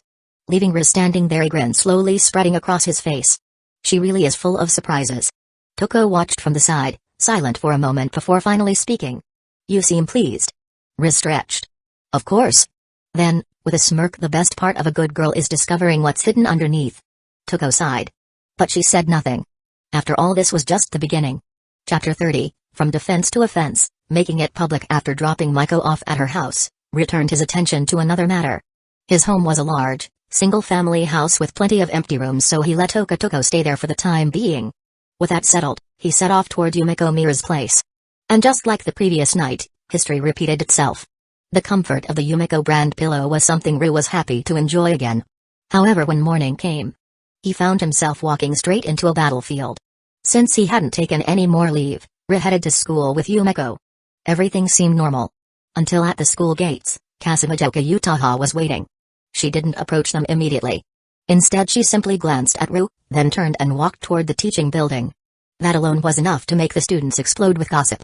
It was already well known that Kasumijoka Utaha was the school's literary goddess, admired from afar by nearly everyone. Yet just a few days ago, she had openly displayed relationship with Rue. And now the students couldn't help but notice how she had just walked away after seeing him with Yumiko. The rumors practically started spreading on their own. By the time Rue and Yumiko reached the classroom, the whispers had already spread throughout the school. He sighed inwardly. No wonder this school is full of cursed spirits. These students have way too much free time. Sure enough, it wasn't long before a classmate approached him. Oi, Natsukawa, I heard a crazy rumor. Rue, however, ignored him completely. He was focused on something far more important, his phone screen. A new line notification had just popped up. It was from Kasumijoka Utaha. Kasumijoka Utaha, Humphrey. Ryu-kun, you've become quite ambitious. Even through the text, Ryu could practically hear the subtle annoyance in her voice. He could already imagine her expression, a smug yet dissatisfied look, arms crossed, eyes slightly narrowed. Ryu chuckled. Then a second message arrived. Kasumijoka Utaha, just yesterday, you made all those grand declarations. And today, you already have a new target? Her words carried a sharp edge. Yet Ryu had already expected this reaction. So he immediately took action. Rue, Utaha, don't be mad. I'll just create a group chat. Yes, instead of avoiding the situation, he would own it. Turn defense into offense. Rather than letting conflicts brew behind the scenes, he would force everyone to acknowledge each other. After all, a harem that constantly fought among themselves would be too much trouble. So Rue created a new group chat. And named it, Family Group Chat. Then he added 3 people, Kasumijoka Utaha, Yumiko Mira, Maiko Yatsuya, and sent the first message, Rue, we're all family. If there's anything, just say it here. For a moment there was silence. Then the first reaction came from Maiko. Maiko, she froze, staring at her phone screen in disbelief. Meanwhile, Kasumijoka Utaha immediately responded. Kasumijoka Utaha, oh my, Ryu-kun, you're really getting ahead of yourself. Then Yumiko turned to glare at him in person. Her sharp eyes carried a clear message: explain. Now. She crossed her arms and spoke. You mean to tell me? She took a deep breath. That while you were exorcising spirits yesterday, you also held Yatsuya's hand? Her tone was calm, too calm. Rin knew better than to lie. So he gave a shrug. If you think about it, Yumeko, you already know what happened. Yumeko clicked her tongue. Damn it. Hero saves the damsel again. She had heard about Maiko's situation the night before. And as much as she wanted to be mad, she understood. After all, Maiko was a normal girl who had been through hell. She needed protection. Yumeko exhaled sharply. Fine. She let it go for now. But she wasn't done. Her real enemy was Kasumijoka Utaha. Meanwhile, Kasumijoka Utaha was also glaring at her screen. This group chat was unexpected, and casually throwing another girl into the mix was even more unexpected. Her response was immediate. Kasumijoka Utaha, so, in just one day, you've already added another girl? Yumeko immediately fired back. Yumeko, huh? If we're talking about who's been around longer, I've known Riz since the start of school. Kasumijoka Utaha narrowed her eyes. Kasumijoka Utaha, knowing someone means nothing. Being in a real relationship is what matters. Then she smirked as she typed her next message. Kasumijoka Utaha, besides, I was the one who took her from a boy to a man. Yumeko froze. Then her entire face turned red. Yumeko, you shameless woman. Kasumijoka Utaha smiled smugly as she typed her reply. Kasumijoka Utaha, now, Yumeko-san, you should respect your seniors. After all, as the first, I'm the official head of this household. Yumeko, like hell you are. Meanwhile, Ri put down his phone and sighed. I knew this would happen. Of course, his attempt at peace was immediately ignored. But that was fine. This much was expected.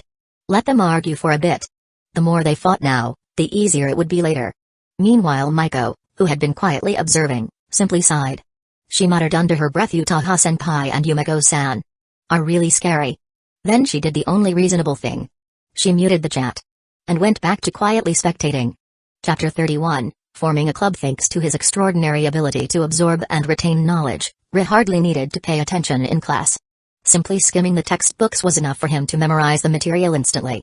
Naturally, this turned most lectures into nothing more than background noise, especially history class, which might as well have been a professionally crafted sleep aid. Predictably, Ri dozed off mid-lesson, only waking when someone nudged him. The classroom was already emptying out for the lunch break. Huh? I slept that long? He stretched lazily, still groggy despite having had a full night's rest. Maybe I should record the history teacher's lectures and use them as an ASMR track to help me sleep in the future. Aren't you awake yet, Ru? Hearing Yumeko's voice, he finally snapped out of his thoughts. I was thinking about something. He replied casually. So? What's up? What do you mean, what's up? Yumeko narrowed her eyes before suddenly huffing in frustration. I really can't deal with that woman. Ri chuckled, easily guessing the cause of her irritation. Without commenting further, he pulled out his phone and checked the group chat. The battle between his two girlfriends was still raging. They had been competing since the moment they met over their status, their time with him, and even trivial things like their reputations at school. It had escalated into a full-on debate, covering everything from academic achievements to personality traits. Meanwhile, Yatsuya Maiko occasionally sent a polite message before quietly retreating, not daring to get involved in the war soon. Ri checked the time. The argument had been ongoing since morning, but he saw no need to intervene. Instead, he turned to Yumeko. By the way, why did you wake me up? Sensei wants to see you. Hiratsuka-sensei? Yeah. She said to come by during lunch break. Ri sighed, already knowing this wouldn't be a casual conversation. Still, he figured he might as well get it over with. As students rushed toward the cafeteria, Ri walked in the opposite direction toward the faculty office. A student's lunch break is a sacred thing, Hiratsuka-sensei. Shizuka Hiratsuka took a deep breath, resisting the urge to strangle him. She leaned back in her chair, giving him a scrutinizing look. Do you know why I called you here? Ri crossed his arms, pretending to think. I haven't been sleeping in class as much lately, so. Did someone complain about me? Stop assuming your classmates are that petty. Sighing, Hiratsuka pulled out a cigarette and placed it between her lips. You've been making quite a stir lately. Feels like there's a new rumor about you every day. Sensei, you just don't understand. When someone's as exceptional as me, people can't help but talk. Shizuka gave him a deadpan stare. Oh great, you're in that mood today. She exhaled sharply before continuing. I don't mind students enjoying their youth, but try to keep a lower profile. The disciplinary committee has already come to me asking about you. Understood. Riz said, his tone completely indifferent. Then, with a smirk, he added, you really are an easygoing teacher, Hiratsuka-sensei. No wonder you're so popular. Cough. Cough. Cough. Hiratsuka nearly choked on her cigarette. Before she could recover, Ri continued, that said, smoking in front of students doesn't really set the best example. You little. Predicting the incoming punch, Ri sidestepped just in time. Please don't commit workplace violence, sensei. Hiratsuka scowled, rubbing her temples before getting back on track. I called you here for another reason. You need me to study harder? Don't worry, I'll aim for greatness. Shut it. That's not what this is about. Shizuka pulled out a stack of forms and handed one to him. You know, thanks to your absurd athletic ability, several club advisors have came to me, saying you're a once-in-a-generation sports prodigy or something like that. She glanced at him, waiting for a reaction. Ri only sighed. And let me guess, they all want me to join their teams? Exactly. So, what's your choice? Choice? Sensei, I have no interest in being a sports student. I figured. She admitted, unfazed. That's why I'm giving you another option. If you don't want to join an existing club, you have to pick one on your own. Ri suddenly had a bad feeling. I already have a club. Sorry, but the going home club doesn't count. His escape route was cut off before he could even try. All high school students have to be part of a club. Hiratsuka insisted.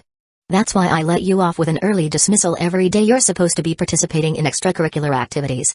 Just enjoy your youth already, or you'll regret it later. Enjoying youth, huh? Ri tapped his fingers against the desk, deep in thought. Honestly, he didn't mind joining a club. As long as it wasn't too much of a hassle, it could even be beneficial. He could use it as an excuse to carve out his own little safe haven in the school, a space where he could do whatever he wanted. The more he thought about it, the more appealing the idea became. Flipping through the list of clubs, Ri skimmed over them quickly. Isn't there a service club? What? Why would a club with such a vague name exist? Hiratsuka frowned. Ri held back a smirk. Oh, it'll exist soon enough. But considering that plot hadn't started yet, he decided to keep his mouth shut. Most of the existing clubs didn't interest him. In that case, why not take control and start his own? Setting the form down on the desk, Ri looked Hiratsuka in the eye and asked, Can I just create my own club? Chapter 32, The Truth is the Sharpest Blade. Shizuka wasn't surprised by Ri's decision. She had expected it. Without hesitation, she pulled out a pre-prepared club application form and placed it in front of him. What kind of club are you planning to create? Before Ri could respond, she added sternly, and let me be clear, no study club. It's been banned. Too many students tried to exploit it as an excuse to do homework together and leave early. Ri listened with a neutral expression as she continued, the whole point of clubs is to develop social skills and personal interests. Students need actual activities, not just a glorified study hall. Oh, and another thing. Hiratsuka pointed at him.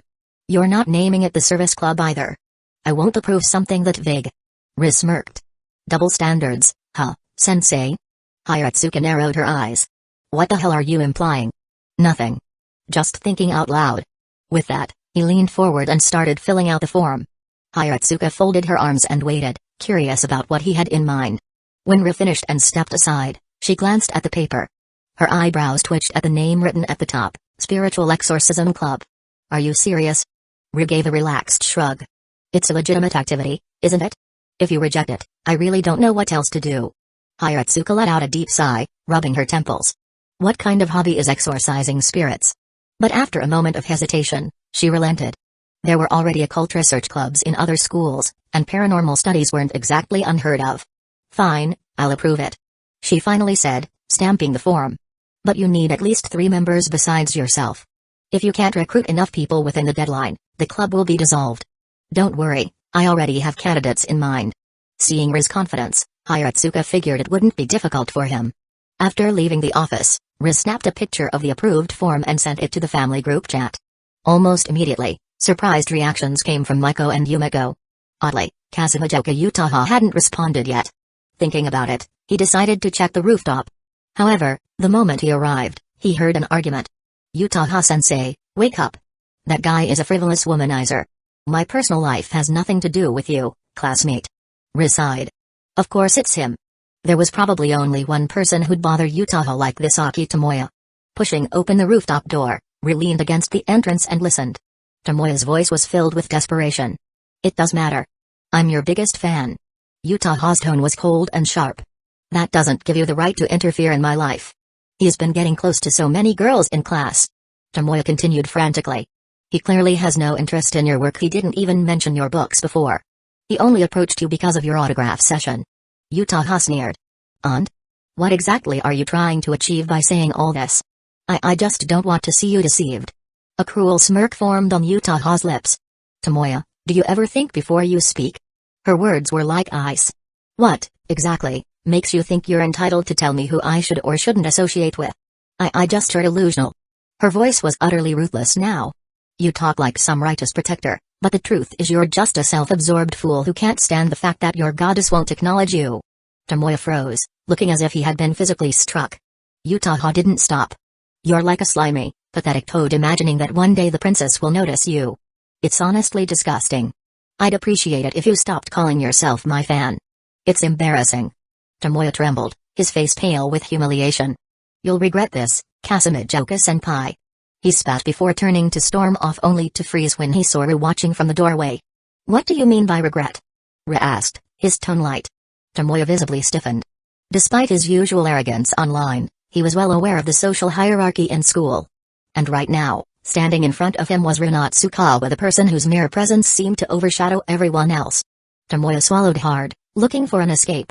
Ru stepped forward, blocking his path. I usually don't care about people running their mouths behind my back, he said. But actively causing trouble for someone close to me? That's a different story. Tomoya panicked. Why, you can't do anything to me. I'll report you to the teachers. Are you a grade schooler? Ru scoffed. He casually patted Tomoya's shoulder, then slammed a fist into his stomach. The impact sent Tomoya flying backward, crashing against the rooftop fence before crumpling to the ground in a heap. Utaha blinked, then smirked. You're so direct. Ru cracked his knuckles. Just making sure he understands the situation. She glanced down at Tomoya, who was groaning in pain. Are we really just leaving him like this? Of course not. Ru replied. I left a little. Curse on him. Utaha raised an eyebrow. Oh? Ru smiled, his expression eerily calm. If he tries anything stupid again, he's going to wish he hadn't. Utaha stared at him for a moment, then let out a soft laugh. You really don't hold back, do you? He shrugged. I take care of my people. If someone messes with them, I make sure they regret it. She hummed in amusement. I like that. Then, as if the previous confrontation had never happened, she turned her attention back to Ru. By the way, she said, crossing her arms, I've been meaning to ask who's this Yotsuya Maiko girl in our group chat? She's a special case. Ru replied. I'll explain later. Utaha narrowed her eyes slightly. I will be expecting an explanation. Before that, Ru pulled out the club application form from his pocket.